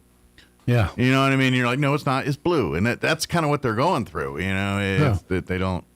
And I know that's a weird analogy, but that's kind of something is fact is being basically told not fact to them all of a sudden, and they don't get it or understand it, and so your brain's kind of like, what do you mean? You know, you're just everything you're based on is being challenged, you know, and that kind of messes with your head. The world is not the same at all. And all of this is different, you know, with Alzheimer's and dementia. That's why we say all, because some of these fall into Alzheimer's from a dementia, and then I mean, it's all the same id, but there's different variants and different. This is why it's so hard to find a cure for this, because there's so many. There's inclinations that it could be hereditary, but not necessarily. There's no, like with cancer or something, we're like, okay, this begat this, which begat that. That's what we know. Right. Whereas this, we don't have an origin story, so to speak. We have ideas. There is some hereditary, but not necessarily. There is some, some kind of other thing. Yes, there is environmental things, but not necessarily. It's like, yes, there are things you can do in your life to enhance this, but not necessarily. Mm-hmm. That's why it's so tricky to nail down. We don't know where it all came from. It's like lung cancer. You smoke 2 packs a day every day. That's what the lung cancer is. We figure that one out. Whereas Alzheimer's doesn't work like that. It's not like that. There isn't no history or no trail to follow to find an origin, because each path leads a different, it's a hereditary thing. Oh, no, this is an environment thing. They're exposed to this their half their lives, and this is why they got it, We don't know. Yeah. Or we've had a couple of boxers who came up with Alzheimer's or dementia. So maybe there's a CTE. Yeah, might be the beating of the head. You can have concussions. That's a path football to it. Players, with the concussions. Yeah, you never know. Exactly. That's what we're saying here. It's all, and then you could never had a concussion your whole life and have one. That's right. And that's why it's so hard to kind of. It's like Mom and Dad had Alzheimer's, so you got it. Yeah, well, maybe. Maybe that's why. It's like trying to catch water with a net, It's not really gonna, it's not going to work too well. Exactly. So it's a very slow process. It is. But that being said, we have made so much progress in that we're close. We've kind of got to a point where we figured it out, and that's like I was saying at the beginning, you get diagnosed today, and with the medicine stuff, you could live 20 years at least, with a moderately normal life, know? And that's. And I feel like people that are getting diagnosed today are going to be the people that get the white flower. Somewhere in that group. Somewhere in that group. People walking the earth today are going to be cured of this disease. That's right. And that's what I love about this. Yep. Whereas there was no hope of that 20 years ago. And now I'm like, you know what, your kids or maybe your parents could be the ones that we solve or we cure here. So go to alz.org. And then, like I said, find a walk near you. Search for Roswell Walk. Yeah. And then you can find a team if you want, or start your own. Yeah, absolutely. And the more the merrier, please. If you want to start a team, get your friends involved. They also got all kinds of ways to help you use your social media to spread the word, to collect funds and raise donations and all that kind of stuff. So they got all kinds of tools when you go there to do that. And Facebook, TikTok, all of that stuff. And certainly if you are looking for support, looking for help, please reach out. Go to alz.org. You're saying find that. Guide you to the proper place. Yeah, and please, that way we can talk with you. If you need resources, either it's just someone to talk to or physical, I need someone to come to my house and help me or something in between. Please reach out. That's what the Alzheimer's Association does. So, is there anything we wanted to cover, Don, that we got spaced on or sidetracked on or anything? Not that I can think of right now. Any other updates on anything else? Like I said, real quick, I know if you missed it last week, we were talking Friends of Bitter Lake. Beginning August 1st. The Dragonfly Festival tours and all that will go up online. So be on the lookout. We're weeks away from getting that over. Getting ready to call in and get your reservations. Yeah, I know a lot of people think about, because kids will be going back to school right around that same time there, the 1st of August. And so a lot of people tax-free weekends right around that time. So I know there's a lot going on during that time. But remember, that's when the Dragonfly tours open up and everything.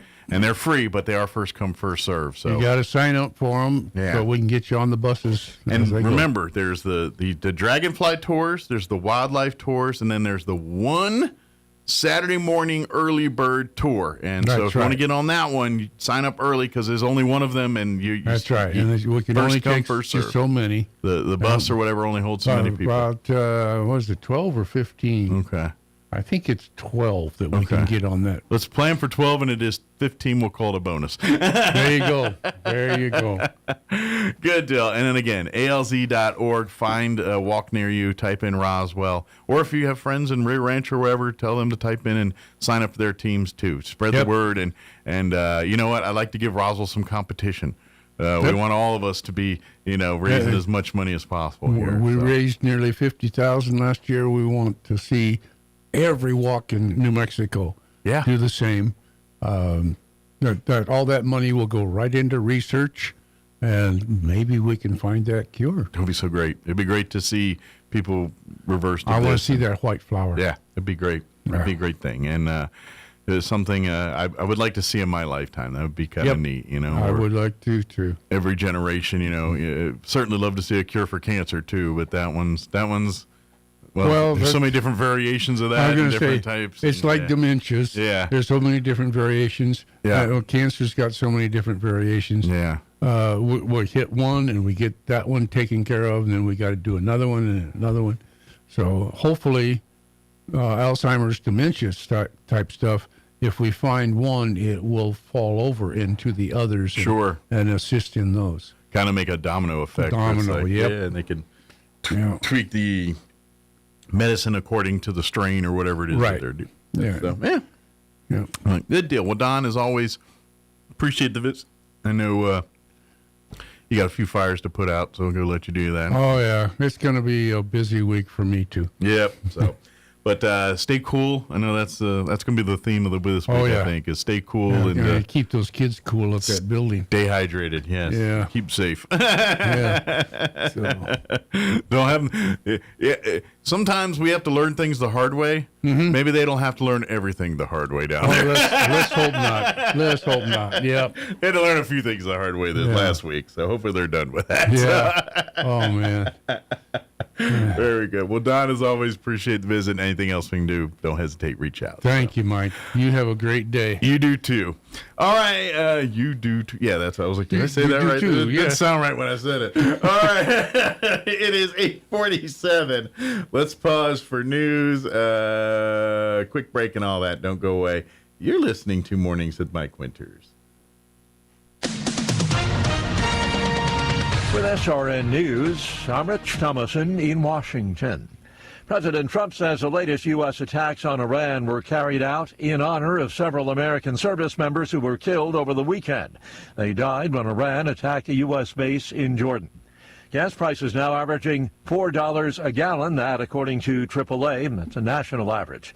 Posting on Truth Social, President Trump writes that Republicans should add Iran to the Russian sanctions bill.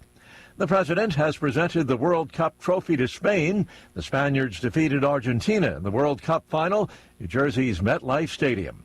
Vice President Vance and Second Lady Usha have welcomed their fourth child, their son, Alec Neil Vance, the first child born to a sitting vice president in more than 150 years. The opening bell sounding on Wall Street. Just ahead of the bell, the Dow futures up 72. This is SRN News. Now, time for another Otis Advisory. So I was taking a walk with Lil Whiskers when it all came to me. Camela is like the dented can on the store shelf. Nobody wants it now. You just push the dented can aside to get to the good can, the one without the dent. There, that's better. No ugly dent, said the mommy. I'll take that one home instead and leave the ruined dented can on the shelf for somebody else to throw away later. Poor little dented can. It's sad that nobody wants it anymore, now that it's all smushed and caved in. Well, it's the same way with Camela. Pushed aside for the shiny new can, the one with the fresh AOC label. Except that one's about to be banned by RFK for all the fake coloring in it. Who needs that anyway? It's just making the kids sick. But there is one color you don't have to worry about. Right, it's orange. Nothing funny there. Orange is different, and it won't make you sick. And now that the dented Camela can is finally off the shelf, AOC is so popular, she had to bring in a housekeeper. I think she hired bacteria to come in twice a week to clean. I'd hate to have that job, though. Trying to get all the marks out of everything. That's hard to do, unless you try a little orange. Hey, bacteria, put some orange on it. That'll get the marks out. Now tell others of your regular kind about what goes on here at the Otis Funny Farm. It's okay. I'm a rescue. I'll see you at the Peace March. I'm meteorologist Steve Hamilton with your Pecos Valley weather. Little bit of moist air getting into our area from the monsoon today, so we could get a shower or thunderstorm in the midday and afternoon hours. Sunny for now. Low to mid 90s on the high. Overnight looks clear, and we're down around 70, and then sunshine for the entire area on Tuesday. We'll be hitting the mid 90s, getting a little hot on Wednesday, right around 100, and mostly sunny. I'm meteorologist Steve Hamilton, and that's your latest forecast. All across America, this is the Red Apple Audio Network's Market Report, sponsored by Abacus Global Management. Good morning, I'm John Terrett. Stocks were much lower on Friday, down for the second week in a row. The Iran war, AI investment worries, fears that a rate hike to calm inflation looks increasingly likely, and the emergence of a new Chinese AI model all combined to bring things down. The Dow, the Nasdaq, and S&P all deeply in the red. Oil on Friday was up, Brent around $87 to $88 per barrel because of the situation in Iran. On the data front, the University of Michigan sentiment survey jumped again on Friday as lower gas prices offered some relief in recent weeks. Apple overtook Nvidia on Friday to become the world's most valuable company by market capitalization, and Apple is in early settlement talks, we're told, with the DOJ to settle a 2024 antitrust case. By the way, Nvidia held the top spot since June 2025 when it overtook Microsoft. Netflix stock was tumbling again on Friday, down about 7% after forecasting slower earnings growth again for the second quarter in a row. SpaceX at $125 per share last week, down 5%. SpaceX is now in talks to provide computing power to the Pentagon. And in the week ahead, more big second quarter earnings from the likes of Alphabet, Tesla, and the chipmaker Intel. With business, I'm John Terrett. This is the Red Apple Audio Network's Market Report, sponsored by Abacus Global Management.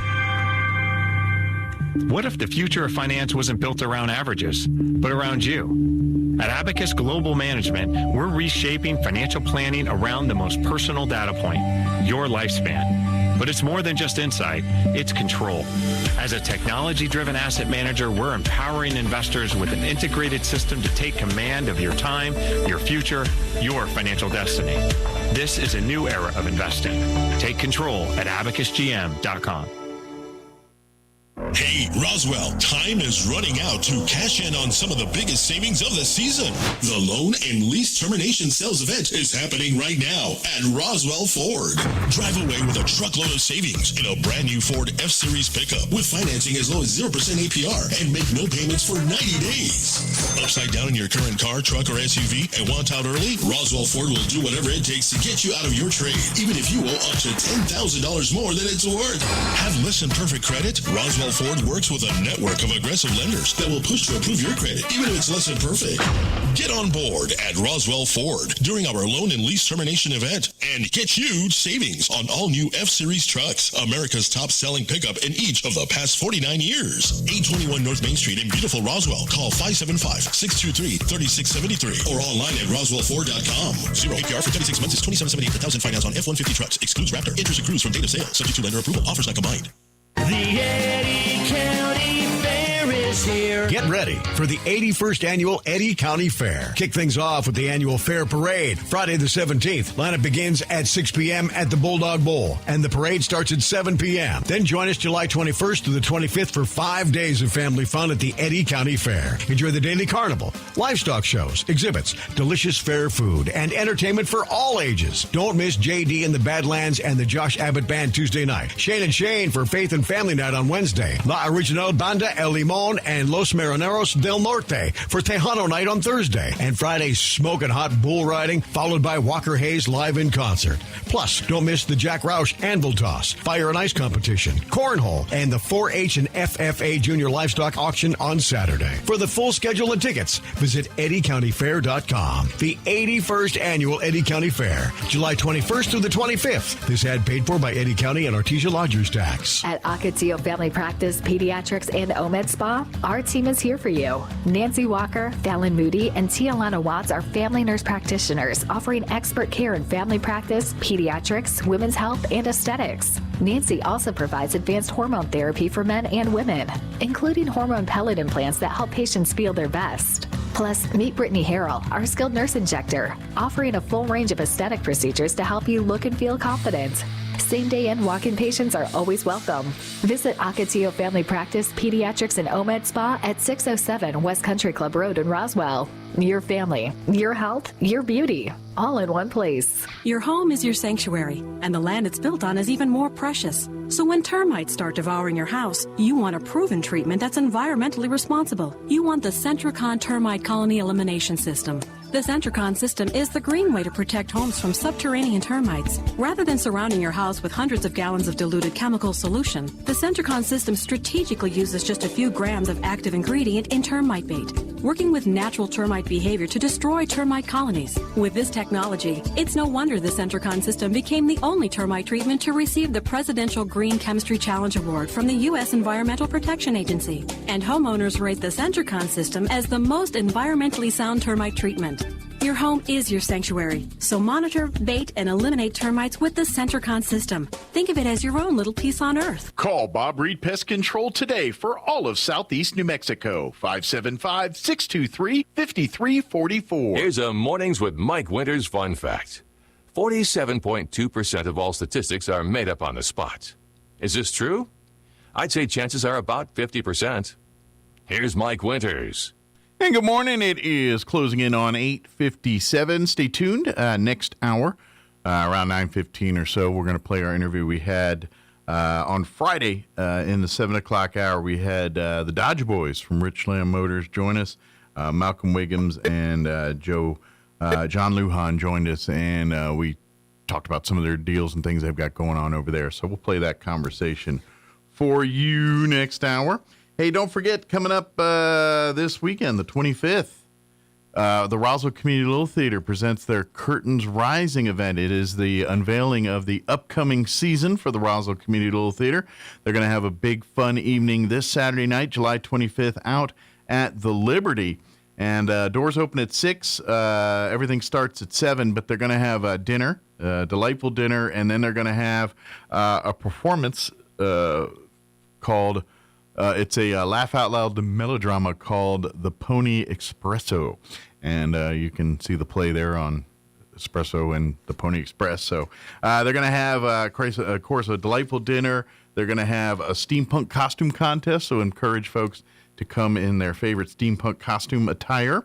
They're going to have door prizes, a live and silent auction, and a big fundraising event for the Community Little Theater. That is, this is our big fundraiser to make sure that they've got enough money and everything to bring these seasons each and every year. And of course, they are going to unveil the upcoming performances that are on tap for this year at the theater. So it all happens this Saturday night. You can get tickets online at thelibertyinc.com.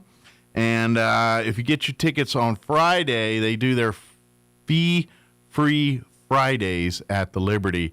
If you go to the office on Fridays there at the Liberty, you can waive all the fees and get a discount on your ticket costs and everything there. But if you don't want to worry about all that, you can go online to thelibertyinc.com and get your tickets there. Again, they're going to have the performance of the Pony Espresso, the steampunk costume contest, door prizes, live auction, silent auction, all of that this Saturday night at the Liberty. Get your tickets, thelibertyinc.com. Come out and support the Roswell Community Little Theater for their big event there. Also, do want to mention real briefly, mark the weekend of the 15th and 16th of August on your calendars. That's the weekend the Historical Society for Southeast New Mexico celebrates the 70th anniversary of the 1956 Lions Hondo Little League World Series Championship team. On Saturday, they're going to be doing out at the ball field. If you go out to the Hondo Lions field, they're going to do Dewey Johnson's going to be there selling his book, presenting his book, but also they're going to have Peter Redduck and his documentary about Roswell Ware, about the actual baseball team itself and all that good stuff too. So, and then Sunday they're going to have a book signing at the archives facility there as well. All right, it's 9 o'clock. You're listening to 106.5 Roswell's Talk FM, KEND, or Roswell, New Mexico. Breaking news this hour from Town Hall. I'm Rich Thomason. That decline in gas prices, it was nice while it lasted. According to AAA, the national average for a gallon of regular gas is now back to $4 a gallon. The average price a year ago was $3.14 a gallon. The price is a national average, meaning drivers in some states have been paying well over $4 for a while now, while others pay less. Prices vary between states due to factors ranging from nearby supplies to differing tax rates. Oil prices have climbed again in recent days as the U.S. and Iran move closer to resuming an all-out war. Bernie Bennett, Washington. And America is retaliating for the deaths of several U.S. service members over the weekend. The U.S. conducted a new round of airstrikes early Monday, targeting Iran after announcing the death of another service member, hitting close to a northwestern city believed to be home to an underground missile base. Iran responding by launching an attack targeting Bahrain, the home of the U.S.'s Fifth Fleet and Kuwait. The latest attack again showed how step by step the U.S. and Iran have inched closer to all-out war, as last month's interim deal meant to permanently end the fighting has crumbled and shipping traffic in the Strait of Hormuz has largely stalled. Both sides have targeted civilian infrastructure relied on by millions of people. I'm Charles de Ledesma. U.S. Central Command has identified 2 of the American service members killed over the weekend. They are 19-year-old Private Isabella Gonzalez of Texas and 25-year-old First Lieutenant Tyler Feehan of Hawaii. Congratulations, World Cup champion Spain. 1-0 win over defending champ Argentina, the World Cup final, MetLife Stadium in New Jersey. Watching Wall Street, stocks are mixed at the moment. The Dow Jones Industrial Average down 180 points, while the NASDAQ Composite is up 89, and the S&P better by 10 points. More on these stories at townhall.com. Hi, I'm Kirk Cameron. Christian Healthcare Ministries is not another health insurance policy. If you're tired of year-long contracts and pointless restrictions, CHM offers anytime enrollment on your schedule and at your convenience. With CHM, you're paying half the cost of a traditional health insurance plan. So that puts more money back into your budget for everyday needs. Plus, you'll have access to CHM's care solutions for virtual appointments, prescription savings, surgery support, and more. My family and I joined in 2018, and it's changed our lives for the better. We love paying way less while helping other believers afford their medical bills. Take the leap of faith and see why Christians across the nation are better with CHM. Get started by calling 1-833-JOIN-CHM and use promo code WELLNESS for a 50% credit towards your first month. That's 1-833-JOIN-CHM and use promo code WELLNESS. There is no end in sight to the long, drawn-out, deadly war in Ukraine. On Sunday, Russia attacked Kyiv and other Ukrainian cities with ballistic missiles, drones, and guided bombs, killing at least 6 people and wounding dozens of others. Kyiv. Ukrainian President Volodymyr Zelensky says Kyiv and the region were a key target for the Russians, and he says they had been preparing this attack for several days, accumulating missiles. President Donald Trump says he's prepared to grant Ukraine licenses to produce Patriot air defense systems, the most effective means of intercepting Russian ballistic missiles. But full production could take years. I'm Donna Warder. Congo's fast-spreading Ebola outbreak continues to claim lives. 930 people have succumbed so far out of the 2,344 cases confirmed to date. This outbreak less common than others that cause Ebola. News and analysis, townhall.com. Britain has a new Prime Minister. Andy Burnham is promising the biggest change in British politics in 40 years. Quite a claim, given those 4 decades have included such political giants as Margaret Thatcher and Tony Blair. He strongly indicated he wants to lead an even more left-leaning government than Keir Starmer's, but the details have been few and far between. On foreign policy, there's likely to be more continuity than change, with Mr. Burnham wanting to concentrate on domestic politics and improving living standards at home, something that has eluded his 6 recent predecessors. BBC's Rob Watson says Burnham is Britain's 7th Prime Minister in a decade. As he left number 10 Downing Street earlier today, outgoing Prime Minister Keir Starmer said, quote, "My work is done." He spent just 2 years in office amid growing unpopularity among the British people. More on these stories at townhall.com.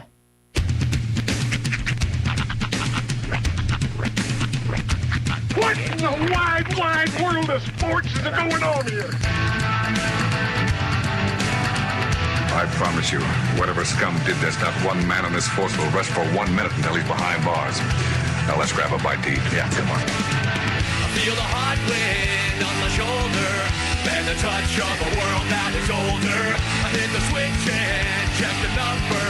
I leave it on and then I slumber.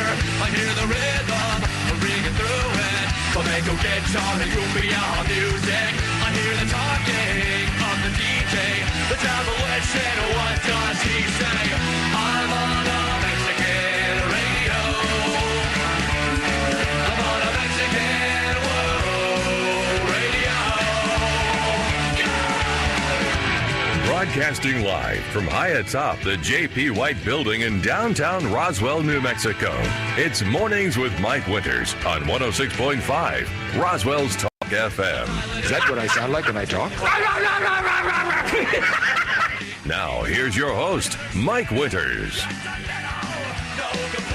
And good morning. It is 6 minutes after 8 o'clock.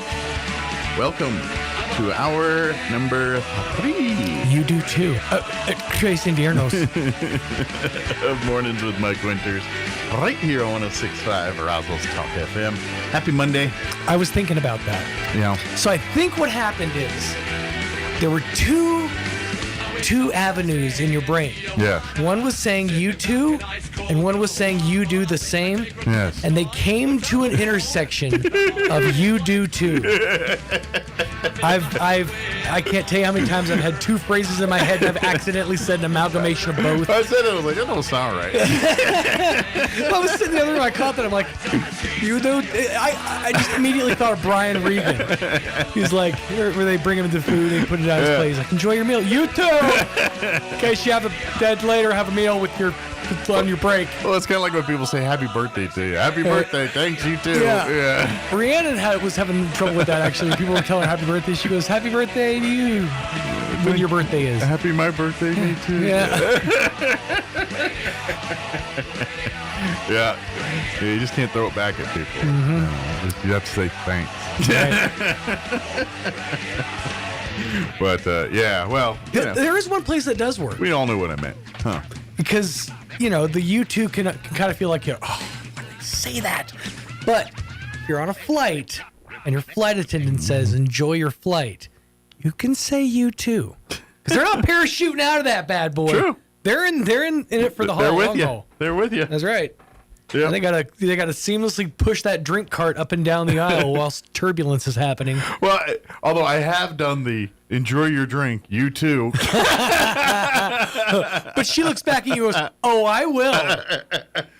We don't have the small cups in back. We have it in the can back there. Kyle Kinane has this bit where he's like, if you're ever curious if you've been overserved while on a flight, start off by blindly saying, I'm going to go to the bar, a place on the plane which does not exist. Although I found one. Many moons ago. Mm-hmm. So. But, yeah, right. Although if you get one of the big 747 jobbers with 2 floors, you might find one with a bar on that one. Yeah. So, although I always see those, it's usually like United Arab Emirates or one of their planes or whatever. And they're like, they got like this whole sleep station with a whole thing. And I'm like, where do I get one of those? Yeah, That's it's crazy. Awesome. The idea that there's like, I think it's Asiana Air. Yeah. I think. There's a couple of them. Is the one that has the full bathroom attached. Right. You can take a shower in the sky. It's like a little RV up there for you. Yeah. That's got a kitchenette. Neat. But yeah, I was like, I'm never on a plane that goes to places that have those, you know what I mean? But you know what it kind of reminds me of, and what I'd actually kind of like to see brought back? Huh. And I think we could pull this off with today's technology. Dirigibles. Oh, yeah. I'm just saying, bring back those old school, like, blimps, where it's like, yeah, okay, I'm going to Europe. It's going to take me 14 days, but I'm on a balloon cruise. I don't think people are over the Hindenburg yet. There's not enough time People passed. saw the Hindenburg like, no thanks, I'm good. Are we still dealing with the humanity? I gotta be honest. I'm like, ooh, a blimp. Wait a minute. I saw the Hindenburg. I'm good. One time. I know. Something happened one time. That was a big one. But think about it. Think about all the great stuff that came from that. Yeah. Led Zeppelin had a whole cover. Still to this day, one of my favorite shirt designs. I'm going to get my hands on one of these days. It just has a flaming manatee where the Hindenburg would be, and it just says, "Oh, the huge manatee." Oh, those wordplay people. I love it. I'm a huge fan of some wordplay. You know what always got me? Speaking of that, it has nothing to do with the wordplay. But if you ever go into the natural, I'm assuming it's still there. I don't know. It's kind of hard to move. Assuming it's still there. They used to have in the Natural History Museum, like when you go into the main entrance of the Natural History Museum, you're greeted by this big African elephant, and it's a big stuffed African elephant. Oh, he doesn't actually greet you. Yeah, he's like, come on in. He does none of that. No. Welcome. But, there is in there a model of a killer whale in actual size, and it is so big. It is like this room. We're talking up on an the orca. wall. Or like a blue whale. I think it's a blue whale. Whatever the biggest whale in the world is. Okay, whatever that one it's gonna be like the blue whale. Whatever the big one is, the biggest one is, and it's literally this length of this room, and I don't know, it's like 3 football fields. It's huge. Now I saw my kid brain, so it's probably not as big as I think. I mean, yeah, but that is significant. When you think about I wonder if it's still there. I imagine it's got to be still there. It was huge. They what was the joke at the roast? I can't remember. I think it was Shane Gillis had a joke at Lizzo's expense. It said, "You've really come up" or something like that. I said, but there's a different term for it. It's in your world. It's called beached. By the way, season 3 of Tires comes out next month. Oh yeah, yeah. I gotta get caught up. I'm like 2 episodes into season 1. It's really really good, but I have to pick my spots watching it. To be honest, once you get going, it's really hard to put down. But I've, so you've only seen the first couple episodes. Couple episodes, okay. yeah. Well, season 2, his dad's in there. His actual dad? No. But his character plays his dad, and it's what's the actor's name? It's Lloyd or whatever. He's the guy from, he's Sandman in the Spider-Man movies, and he was on Wings. He was Lloyd. Oh, okay. What's that actor's name? I know you're talking. He's been in 100 things. He's his dad, and he plays fittingly his dad. Like, is a good. Hey, where's his name? Thomas Hayden Church. Yeah, Thomas Hayden Church. Yeah. He plays his dad, and he does him well. Nice. And by the way, the second to last episode, Ron White makes an appearance, and he's pretty good in that one. Really? Too. He plays a NASCAR legend, or legend Jason. Ron White has really leaned into the idea of just being a crotchety old man. Well, he nails it to a T in this one. So, but, yeah, I actually that show Tires is pretty funny. It's worth a watch on Netflix. It's really a quick watch. There's 2 seasons up there, 30-minute episodes. Pretty much anything Shane Gillis has had or touched, it's usually pretty good. Yeah, it's pretty if you get a chance, that Matt and Shane's Secret Podcast, that's a fun listen. Okay. It's very much in kind of the same vein as almost like this show, but a very dirtier version of this show, where it's just they kind of just go all over the place. Yeah. Like one conversation will lead to another, which pretty much my world. Mm-hmm. So yeah, I have to check that out. They bounce around a lot. It's a fun listen. I wish I had more time to listen to podcasts. I need to make more time to get back to having a morning show on Artesia. Would at this point I had an hour and a half every day of that kind of stuff. It was great. It's delightful. I kind of miss that time. Taking in some ebooks. I don't want to drive an hour to work every day. Don't get me wrong, but I do miss that dedicated me time. Yeah, I kind of do miss that. It was nice. So anyway, you're at that age. I mean, it's hard when you start a sentence with "you're at that age," but you're at that age where it's completely acceptable to just go out for an evening walk. Mm-hmm. In which case, get yourself a pair of earbuds. Start listening. I probably should do that too, a health thing, Yeah. So but go without Kim, so that I mean, without Kim in respect that so you can have some alone time. Well, yeah, I gotta keep my pace. Mm-hmm. She has what's with the good news bear? Mike has those long dancer's legs. It's hard to keep up with at his pace. Well, Your wife is 4'11". I'm 5'8". All of a sudden, I'm in the land of the blind. The man with one eye is king. Kind of, it's I'm kind of a big deal. But then when I get with everybody else, I gotta, I'm the one who's usually, and that's. Like, I noticed, like, when we did our vacation here, and it was, my in-laws and Kim and I, and my father-in-law is 6 foot plus, so he's always way ahead. Right. So I'm always the wrangler, because Kim's mom and Kim are kind of, like, trying to keep up with Ronnie. They can't do it. I can. I choose not to. So I'm the... Like, we were walking through New Orleans, and they were starting to feel it, and Ronnie's just busy up ahead. I'm like, okay, stay with the group. Yeah, I'm the guy in the back. That's why when you go with a group, it always happens. You break off into, like, 3 subsets. It's like speed walkers, I'm trying to keep up, and who cares? Let's just enjoy our stroll. I'm one of those ones because of my height, and usually I'm towards the back of things, so I'm always a rounder. That's not always necessarily true, because, like, my friend Misty is 5'5". We actually figured that out just a couple days ago. She's like, I'm 5'5". I'm like, I thought you were a little taller. But she has a gait that is so much faster than most other people. Like, now, granted, I walk slowly because of hip issues, right?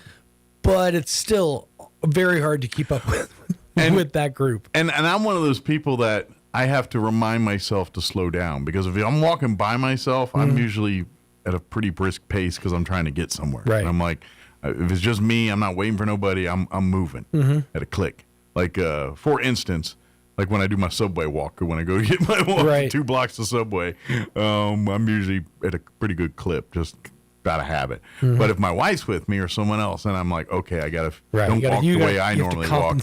I gotta walk like I'm with people, So that's my big. But I'm by myself. I'm generally at a brisker pace because that's how I walk. Yeah. Well, you grew up hiking, so you kind of learn that you have to have that that quick gait. Yeah, exactly. So, but anyway. Yep. Let me give you the rundown. We're gonna talk with the Richland boys. Actually, the Dodge boys from Richland. Malcolm Wiggins and Johnny Lujan joined us on Friday. Had a great conversation with them. They're kind of bringing back the band together. We were joking because Malcolm was like a brand new Dodge boy when I bought my first Jeep, and because he sold me my first Jeep many moons ago. Shoot, how long? It was 10 plus years ago. Holy mackerel! Wow. Yeah, about 10 years ago. But anyway, now Malcolm is just a young lad. Then now he's one of the managers over there. So it's kind of started at the bottom. I see Malcolm like, my boy's doing well. Started at the bottom. Now he's here. It's like one of his first sales, and now he's a manager. Gotta start somewhere. Makes me happy. The man is doing well. But anyway, we're going to talk with them here in just a bit. Later on, we'll get you up to date with news of the local variety. Oh yeah, Jocelyn said she had tamales. I forgot we had tamales. I know. Jocelyn forgot she had tamales. Sean, you got to come back for tamales. You can have another one. It's not like there's all right. Yeah, I forgot there was tamales. Usually, see, this is the difference. See, Sean will be like, "Hey, I got something to try today." I'm like, "Uh-oh." Jocelyn's like, I was like, "Ooh, what do we got?" It's usually good. It's some soup or something that people actually want to eat. Well. So, I'm going to give you the lore on the tamale guy real quick. All right. So, yes, tamales are good in the store, whatever. But no, the best tamales are always the dude on the side of the road. The guy, yes. And this guy, they may be a little bit cold. That's all right. Because they've been sitting, but it was my fault. Has some really good tamales. I'm going to give you another one. What's inside these? So, it's chili and green chili and cheese. Ooh. So, just a chili cheese. So, they are the best tamales from the Albertsons guy. The guy in the truck. If you ever gone into the dang. There's a guy sitting in the back of a Jeep. Tamales. Yep. So, I was going into Albertsons to get my yogurt, and he says, tamales. I said, okay. This is the best tamale with no meat I've ever had. Yeah. That's amazing. We were going to a festival. We stopped to get some snacks, and the guy in the parking lot was selling tamales. We literally took a whole dozen with us in the festival. It was great. His masa game is on point. Yeah. Like, this is the most flavorful, not dried out masa I've never had. Yeah, and they were really warm because he just got out there. Albertsons opens at 6 a.m. and he was probably out there at 6 a.m. And I was literally there at 6:15, so This guy's like the tamale fresh. king. Yes. This is the best thing. If anybody is ever there, I think he's there till probably about 10 or 11, or probably till he sells out. Does he do meat ones too? He has the red and I think beef, red pork, and then he has the green chicken. The standard. And then the chili, man. the green chili. Like, because you know me, like meat, man. But that cheese tamale is a 10. Yeah. I'm just going to throw this out there, since, I do always bring it first. There is this to look forward to. You have no idea what this is, but It's orange. it's coming your way. What flavor is that? What is it? Oh, okay. Does it pair well with a tamale? Surprisingly, actually, okay, you know what? Here we go. Yeah. I'm like, come on. Enchilada soda. Oh. Yeah. Oh, never mind. No, like orange or Mike papaya says, or is it something. anything weird? I said, no, it's a tamale. Right. I'm the weird guy. That's okay. I also have a bag of taffy in there. Dude, that is amazing tamale. Yeah. Kim, are you listening? Go find these tamales. Go to Albertsons, though, Albertsons Market. The These one are on Second. amazing. You'll have to seek them out. They will find you. And he's right there in the middle aisle. He's in a little white Jeep. And he says, tamales, tamales. Oh, and my God. He's got a dozen of, you can buy him half if you And don't he's want at a the whole South thing. Albertsons. The market one. The one on market 2nd Street? Yeah. Oh, okay. The market Okay. one. Mm-hmm. Oh, Yeah. my God. Yes. No, he's worth it. Yes, go check him out. His tamales are the best. Oh, my gosh. That was And amazing. Please get over there, support him. He's local. He's little, maybe like 60, 70-year-old man. He goes out there and sells them about 10 or 11. Man, it was good. So, yeah. Try the... And I ate it like hours later Yeah. cold. And I'm like, that was a good tamale. Yeah. Wow. So definitely go to Albertsons, the Albertsons Market on 2nd, and check that guy out. He's just in the parking lot. That's like seriously, I'm like, yeah, he's that's it's like really one of the good. best tamales I've ever had. So, and these were good, but I think last time we had the beef, the pork. I'm and the excited to chili, try the meat ones, And yeah. he has the chicken, green chili and chicken too. Yeah, I like So, to try that too. I'm all in. That cheese one was a 10 by itself. Oh my gosh. Man, I was blown away. That's a happy thing. Yeah, we're not ruining that with enchilada soda, man. This is a too good a moment to ruin that. All right, I'm gonna lick my gums for some more flavor out of that. And then we're gonna go. Just real quick, I had to bring it up. Mike has such trust issues. Jocelyn's like, I got something for you to try. He's like, is it gross? Mike's been hurt so many times. That's a man who's been wounded. You're like, I don't know about all this, man. No, it's okay. It's good food. It's good food. Oh my gosh, that tamale was a 10. They're so good. I'm like, find that dude. I'm gonna track you down. I want you to live in my house and make those for me every day. All right, it is 9:23. Let's do this. Let's get you up to date with the weather. Then we'll take a break, and then we'll play our interview on the other side with the folks from Richland. Don't go away. You're listening to Mornings. I'm sorry, that was a burp. I was trying to talk there. You're listening to Mornings with Mike Winters. I'm meteorologist Steve Hamilton with your Pecos Valley weather. Little bit of moist air getting into our area from the monsoon today, so we could get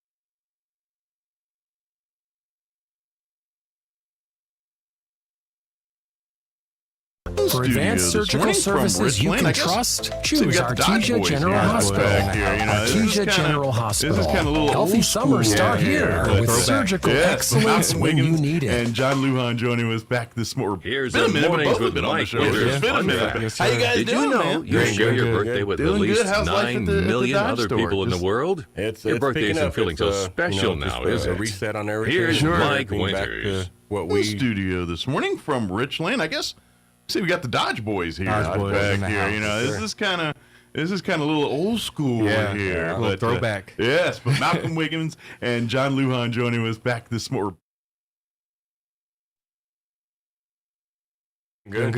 Doing good. How's life at the Dodge store? Just it's picking up. It's just a reset on everything. Sure. And getting everything back to what we feel is going to be a successful place again. yeah. So. Well, you guys, of course, they've been with the Richland family for you studio guys, you know, this for morning years, from but Richland. you I guess guys, they kind of tapped see, we you got over the at the Dodge GM boys store here a while back yeah, here. You know, this is Sure. kind of this is all I kind of can a think little of old is like school here. Yeah, a but, little throwback. Yes, but Malcolm Wiggins and John Lujan joining us back this morning. It's been a minute, but both have been on the show. Yes, It's been a sir. minute. But Yes, how you sir. guys doing, man? Great, good. Doing good. How's life at the Dodge store? Just It's picking up. It's just a reset on everything. Sure. And getting everything back to what we feel is going to be a successful place again. yeah. So. Well, you guys, of course, they've been with the Richland family for you guys, you know, for years. Oh, yeah. But you guys, they kind of tapped you over at the GM store for a while, and now you guys are, I guess, all I can think of is like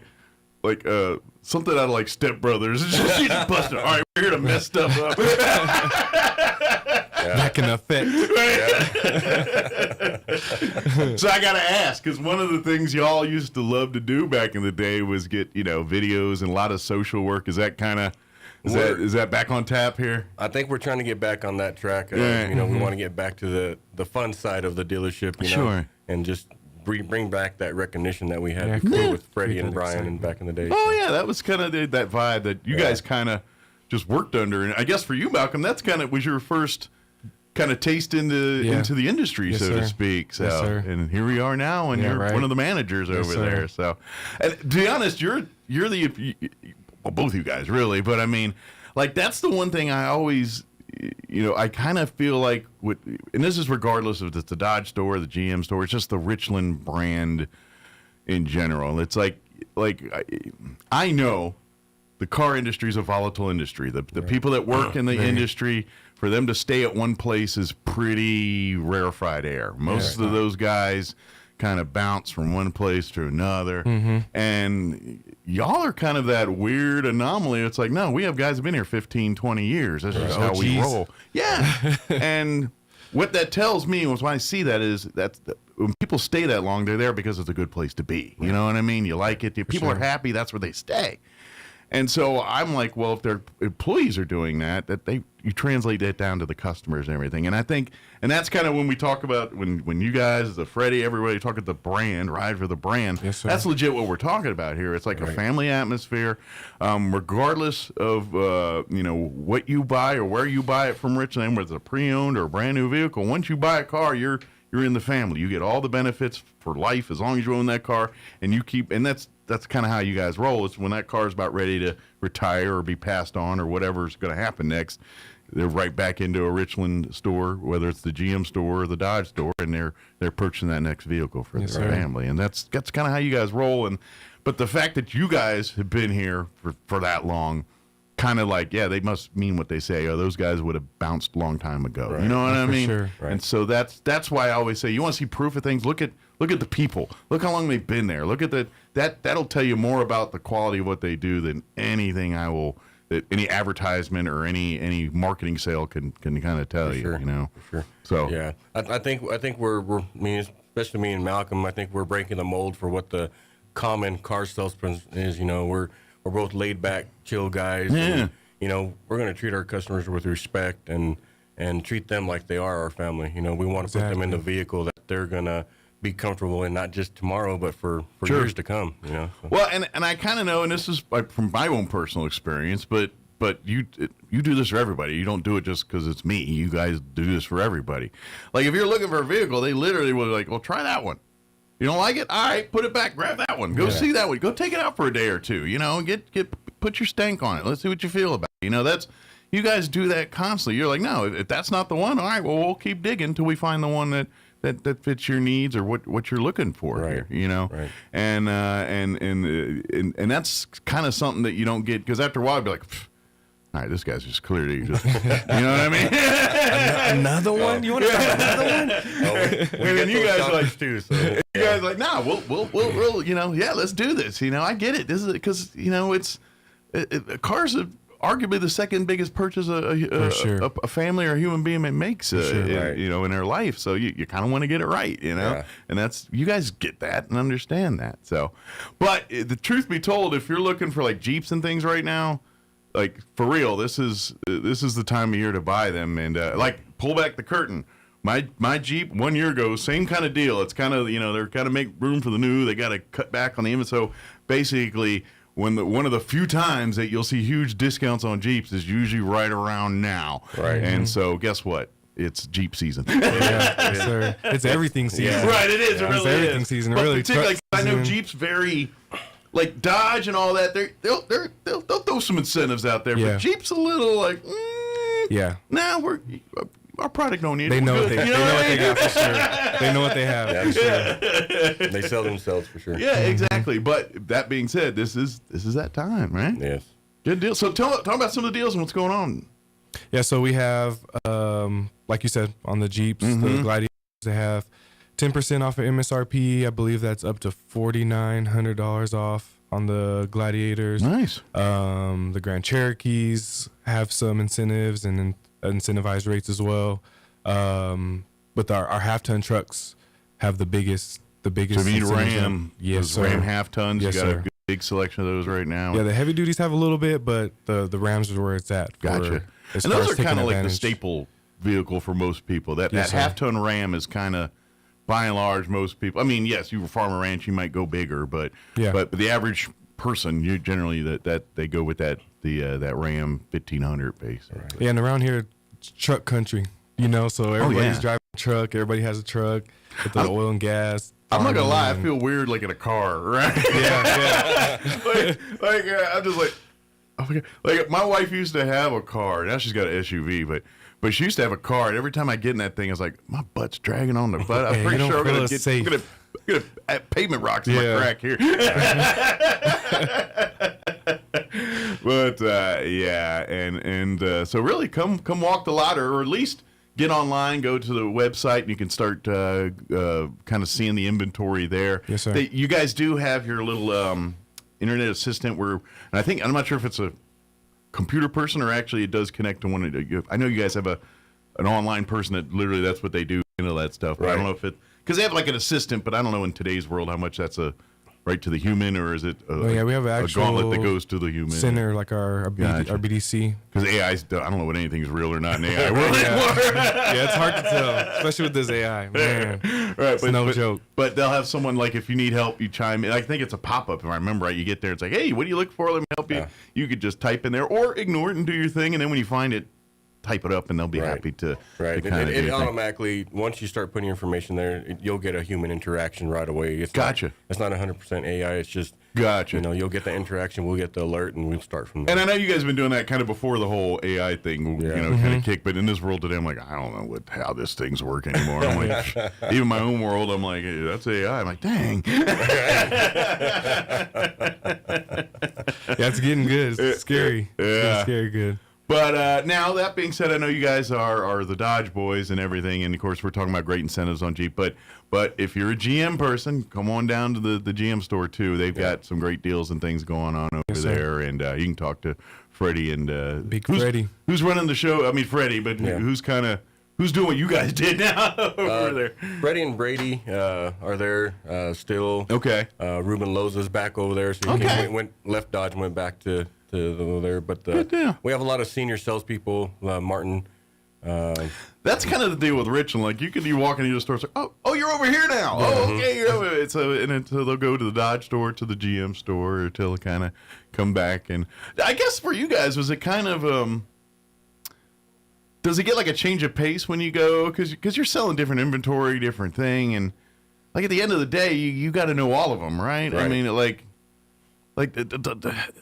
just you're like, man, I just got all the Dodge and GM or Dodge, and now I got to go learn the whole GM side or vice versa. You know, is that like imagine for you guys as sales reps, that's kind of a big deal, right? It's like, man, I just got to relearn my whole product now. Product knowledge is a big one. I feel like that's one of the main parts of separating yourself from being the better car salesman. Sure, but that or car guy. But that actually gives you the vast now, because like you said, you guys have kind of, and many of your other guys, they've spent time at both. So it's like, I can tell you as much about a Cadillac as I can as a Ram 1500. You know what I'm saying? Yeah, not a lot of dealerships have the opportunity where they have both brands. Sure. It's either one or the other. So and they that work kind of cool, in concert with the other. Like if you're looking for a pre-owned vehicle, it's not one of this lot. They'll go, if there's a vehicle on something somewhere, they'll go get it for you. That's what Richland does. This is the history of Richland.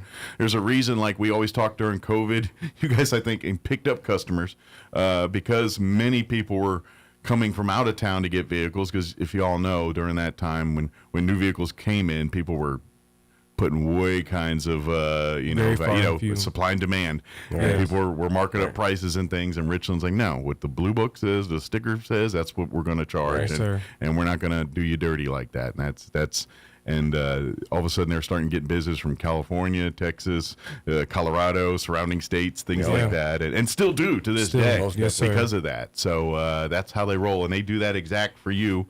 You just don't have to go hundreds of miles to do it. It's literally in your backyard here. So that's kind of the brand thing we were talking about. Yes, sir. And so you know about this brand. Oh yeah, I bought a vehicle or two. I know. When I talk to you guys, I'm like, this is legit. Like He's on the payroll. Well, it's just, I'm a customer, and that was it. I'm a brand. I've bought multiple vehicles here. I've been, this is not like my first rodeo with you guys. I know, I can attest personally to what you guys are doing and what you do, and I think that's a cool thing in an industry that people are intimidated, or people or you kind of get to the feel of the mercy where a lot of people, especially if it's first car and you're kind of like that credit and all the deal, and you're like, you guys aren't really much salespeople, but almost like loan officers. You know what I mean? Sure.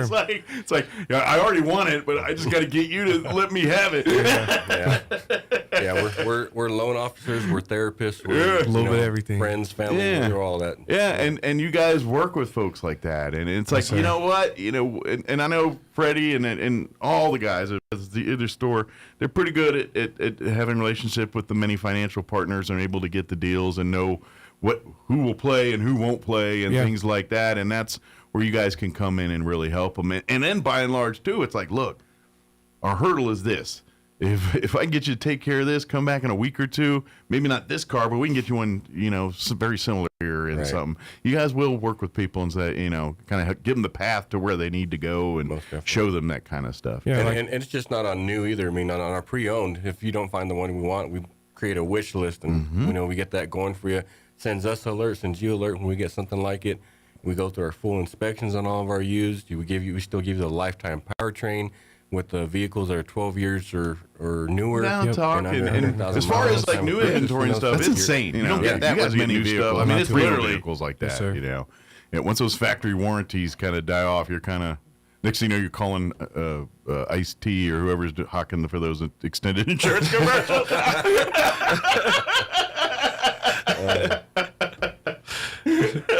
They get some big names to do those commercials. Yeah. I think I saw Shaq. I was all kinds of big budgets. Got some big budgets over there, for sure. But anyway, come down and talk. And as far as like new inventory and stuff, it's you guys are getting new stuff. I mean, this is literally why the Jeeps and stuff, it's like, dude, we got new stuff coming. The parking lot's full. Selection's pretty good right now, whether you need a new or pre-owned. Yes, sir. The Dodge lot and the GM lot, they're kind of packed to the gills right now. So. We are. We have plenty of inventory. In fact, yesterday, I think we got 5 or 6 more Gladiators on top of that. So we have a great selection. We have what we call Skittles, plenty of color out there for the people that like the color, and every trim level you can possibly. Yeah, mine Jeep does stand out. That blue, it's hard for me to. I ain't committing crimes. As soon as I hit that corner, I was like, I ain't committing crimes. Be his truck. Yeah, I ain't committing crimes. Oh no, they would have it. They would have you. Only other person that was probably more was when Freddie had his big old green machine. Yeah. You ain't committing no crimes in that. At all.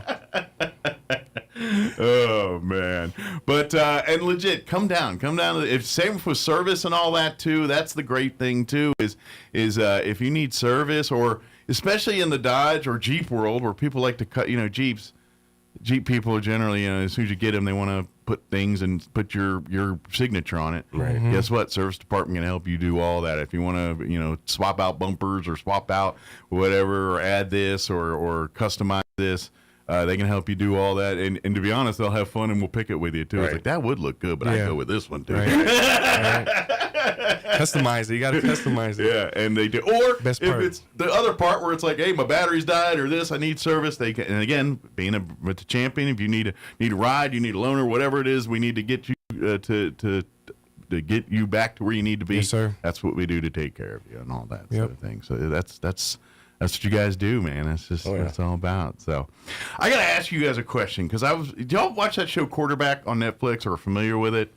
So it's, are you football guys? I mean, there's a show there's like 3 seasons of it. I think it's the 3rd season. Peyton Manning's one of the producers. It's like the Hard Knocks style stuff, but they follow 4 different quarterbacks throughout the season. Okay. And like the 3rd season, like Joe Burrow was one in different years. Well, this year, the one that just came out, it was Jaden Daniels and Joe Flacco, Cam Ward, and Tampa Bay dude, Baker Mayfield. And so it was the 4 of them they followed. But I got to ask you this, because you're car guys, and you can. So Flacco, of course, he was a super. And what was it, 08 or whatever year that was. Well, that year, as MVP, he won a car. And it was a brand new Corvette, sweet Corvette. And as a matter of fact, if you go look, you can see it up on the field there. Well, he still got it, but he's literally like, it's sitting in a barn like American Picker style, covered in dust and all that. And I'm like, dude, that's like $100,000 car probably, right? That's nothing to him, though, I'm sure. I know, but, well, he said, he goes, I'm never getting rid of it. I'm keeping it. He goes, but it's not really practical. I don't fit in it. Because he's 6'4" or wherever he is. Or, sports cars and tall people are not. Sorry, guys. If you're tall, they don't make sports cars for you. That's just not how it works. And so it's not practical. But I'm like, dude, at least throw a cover on it. Because it's literally in like a barn castle, like a barn, like garage thing, and it's like a wood, and I'm pretty sure you can see daylight between the boards, and I'm like, at least throw a tarp on this bad boy, because this is covered in dust, and I'm sure it hasn't been started, and it's got whatever the latest in tech was in 08, it's got the starts and this and all the, the computer chips and everything in it, so it's pretty, I'm like, dude, that's $100,000. Put it somewhere. At least take care of it. You're not going to drive it. And I get it if it's sentimental, you're not going to sell it. That's cool. But put it in a regular garage. Don't it just made me mad. I was like, a barn in the back. I can never afford a car like that. You're just treating it like it's a hot pocket.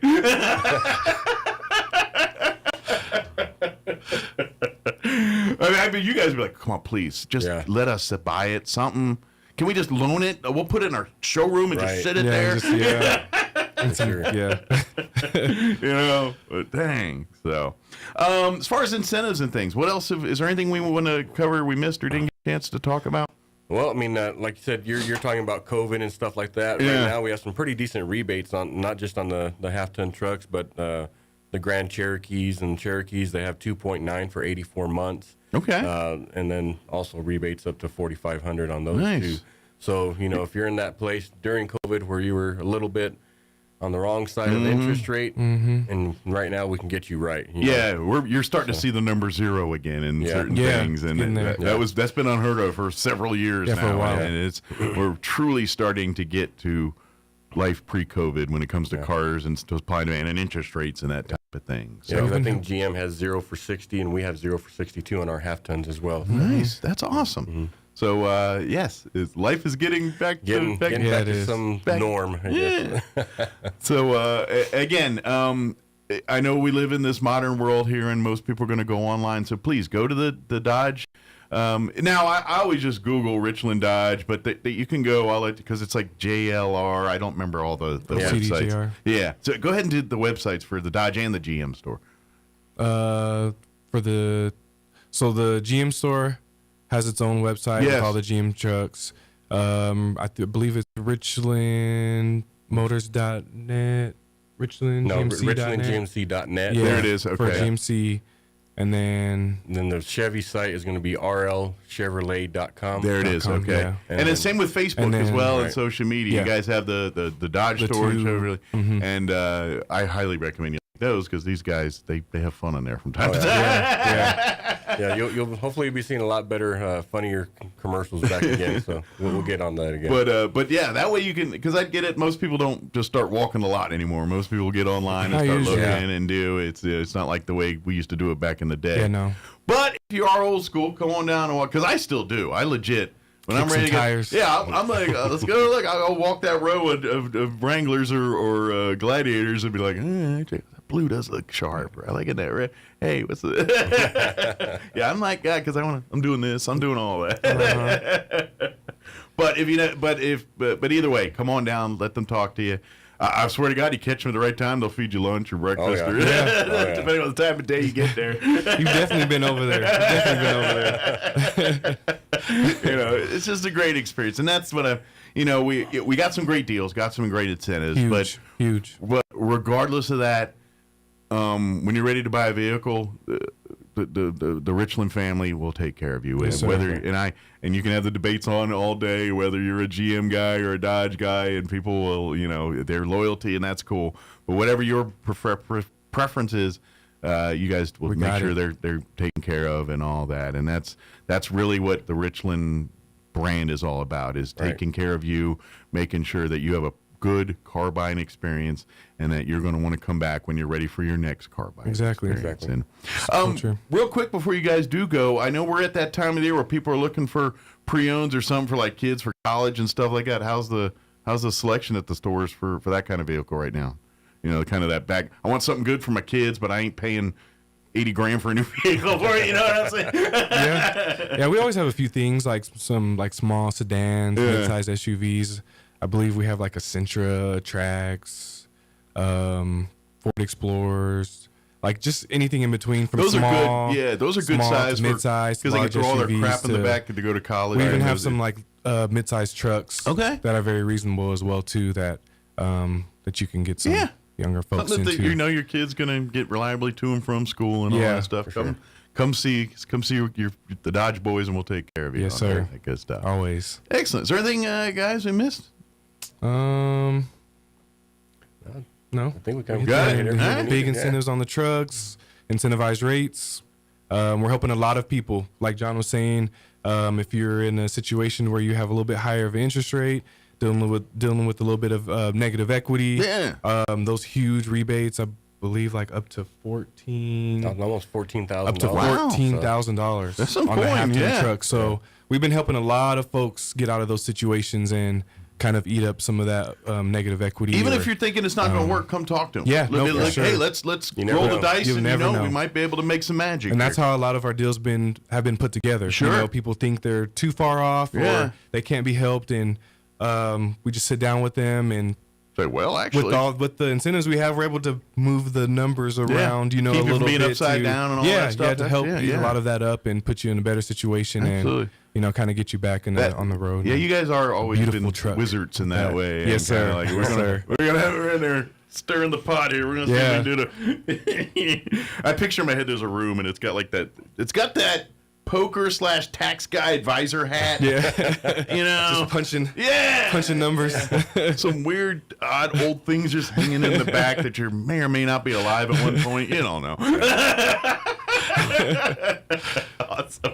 Well, guys, thank you very much. Thank you. We'll see you. Anytime anything we do to help you guys, let me know, and we'll appreciate you. We'll see you here soon. I'm not ready for a new vehicle yet, but I've only had a year, but you know me. I'll be back. You just let us know. We got you. I'll be back. Thanks, guys. Yes, sir. Good to see you back in your Dodge Good to see you too. Thank you. Uniforms and back. I feel this is kind of where your niche is, where you belong. It's like, yes, sir. Anxiety on Wall Street. Has conducted a new round of strikes targeting Iran after announcing the death of another American service member. Iran responded today by launching an attack targeting Bahrain. That's a home of the U.S. Navy's Fifth Fleet. The latest attack again shows how, step by step, the U.S. and Iran have inched closer to all-out wars. Last month's interim deal is now apparently all but dead and gone. Andy Burnham has been appointed Britain's new prime minister after meeting King Charles III at Buckingham Palace. The king has asked him to form a government after Keir Starmer formally resigned. This is Waking up on the right side. This is the Sean Hannity Morning Minute. I lived in California 5 years. I know all about wildfires in Southern California. I know all about predictable Santa Ana winds. I've lived through them. And I remember, after I moved out of Santa Barbara, I was the poorest person in town. I didn't have any money at that point in my life, not much. And I remember, I went back at some point a couple of years later, and an entire neighborhood near the Santa Ynez Mountains, it was a wealthy neighborhood, was it Hope Ranch, I believe it was called, had burned to the ground. Again, Gavin Newsom's communist state of California, where, follow the science, let's put masks on kids. Let's keep kids out of in-person learning, except for his kids. They went to private school. You can't go to restaurants, but he can go. He's going and hanging out at the French Laundry. From coast to coast, from sea to shining sea, it's the Sean Hannity Show. So our friends at Consumer Reports just did a massive survey of all of the wireless brands in America, and only one company received 5 out of 5 stars in every category. And by the way, it should not surprise you, that honor goes to Pure Talk. Coverage, 5 stars. Support, 5 stars. Value, 5 stars. Data, now there is literally no reason that you're paying inflated prices for big wireless companies when you get superior service like I get from my veteran-owned company, Pure Talk. And the average family, they're saving over $1,000 a year. And don't forget, right now, Pure Talk is matching donations dollar for dollar until they hit $250,000 for America's Warriors Partnership, who are on the front lines of supporting our veterans. Make the switch. It's simple, it's fast, it's easy. You dial pound 250. You say the keyword save now, pound 250, keyword save now, from America's wireless company, a veteran-owned company, Pure Talk. Talk.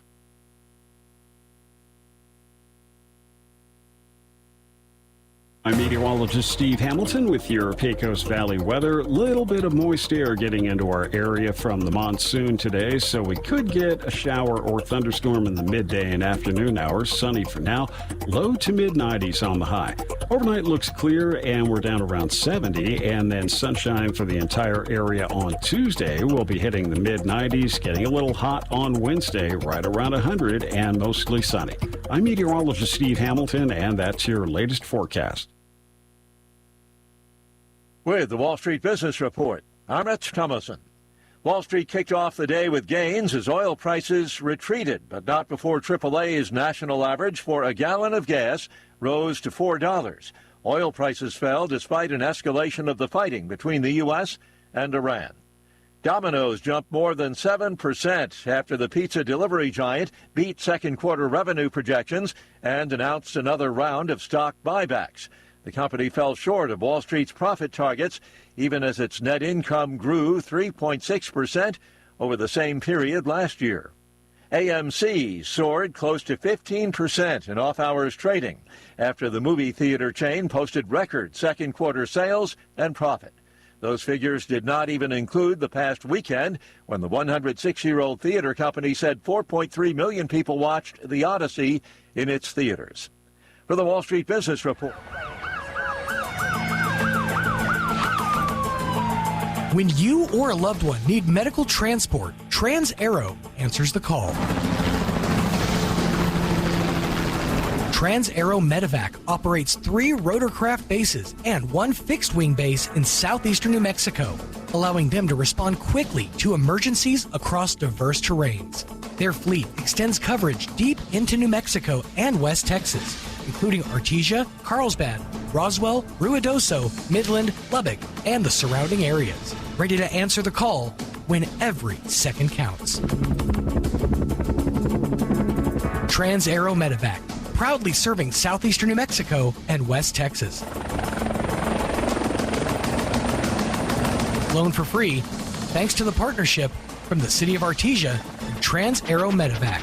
Life support by air. Your home is your sanctuary, and the land it's built on is even more precious. So when termites start devouring your house, you want a proven treatment that's environmentally responsible. You want the Centricon Termite Colony Elimination System. The Centricon system is the green way to protect homes from subterranean termites. Rather than surrounding your house with hundreds of gallons of diluted chemical solution, the Centricon system strategically uses just a few grams of active ingredient in termite bait, working with natural termite behavior to destroy termite colonies. With this technology, it's no wonder the Centricon system became the only termite treatment to receive the Presidential Green Chemistry Challenge Award from the U.S. Environmental Protection Agency. And homeowners rate the Centricon system as the most environmentally sound termite treatment. Your home is your sanctuary, so monitor, bait, and eliminate termites with the Centricon system. Think of it as your own little piece on Earth. Call Bob Reed Pest Control today for all of Southeast New Mexico. 575-623-5344. The sizzling summer savings event is on now at Roswell Nissan. Now through the end of the month, get massive savings across the lot on an amazing selection of new and pre-owned vehicles. And that's not all. Get 0% for up to 60 months on select 2026 Nissan Rogue, Frontier, Murano, and Pathfinder. Make this summer road trip season a little hotter with the help of the hottest lot in southeastern New Mexico. But these sizzling savings won't last. Get to the sizzling summer savings event on now at Roswell Nissan. 2111 West 2nd. I know that hiring can be challenging. You sort through tons of resumes and you get too many so-so applicants. You're just waiting for someone to match your role perfectly. Well, now there's a place where you can meet them fast. ZipRecruiter. Need to hire right away. Start your search for strong candidates. The right fit awaits. Build your team. Build it sooner. Meet your match on ZipRecruiter. Just head to ZipRecruiter.com/free right now to try it for free. And you're on your way to meeting your match. 4 out of 5 employers who post on ZipRecruiter get a quality candidate within the first day. So try it now. Go to ZipRecruiter.com/free. Once again, that's ZipRecruiter.com/free. Meet your match on ZipRecruiter. Try it free. Here's a Mornings with Mike Winters fun fact. There are 293 ways to make change for $1. Try all 293 on the guy who keeps borrowing money from you. Here's Mike Winters. And good morning. We are closing in on 10 o'clock. That's going to do it for us. Thank you so much for allowing us to be a part of your day. If you missed any part of the show, I invite you to check it out at your leisure. We replayed our interview with Superintendent from the Roswell Independent School District, Brian Luck, in the 7 o'clock hour. Don Weld from the Alzheimer's Association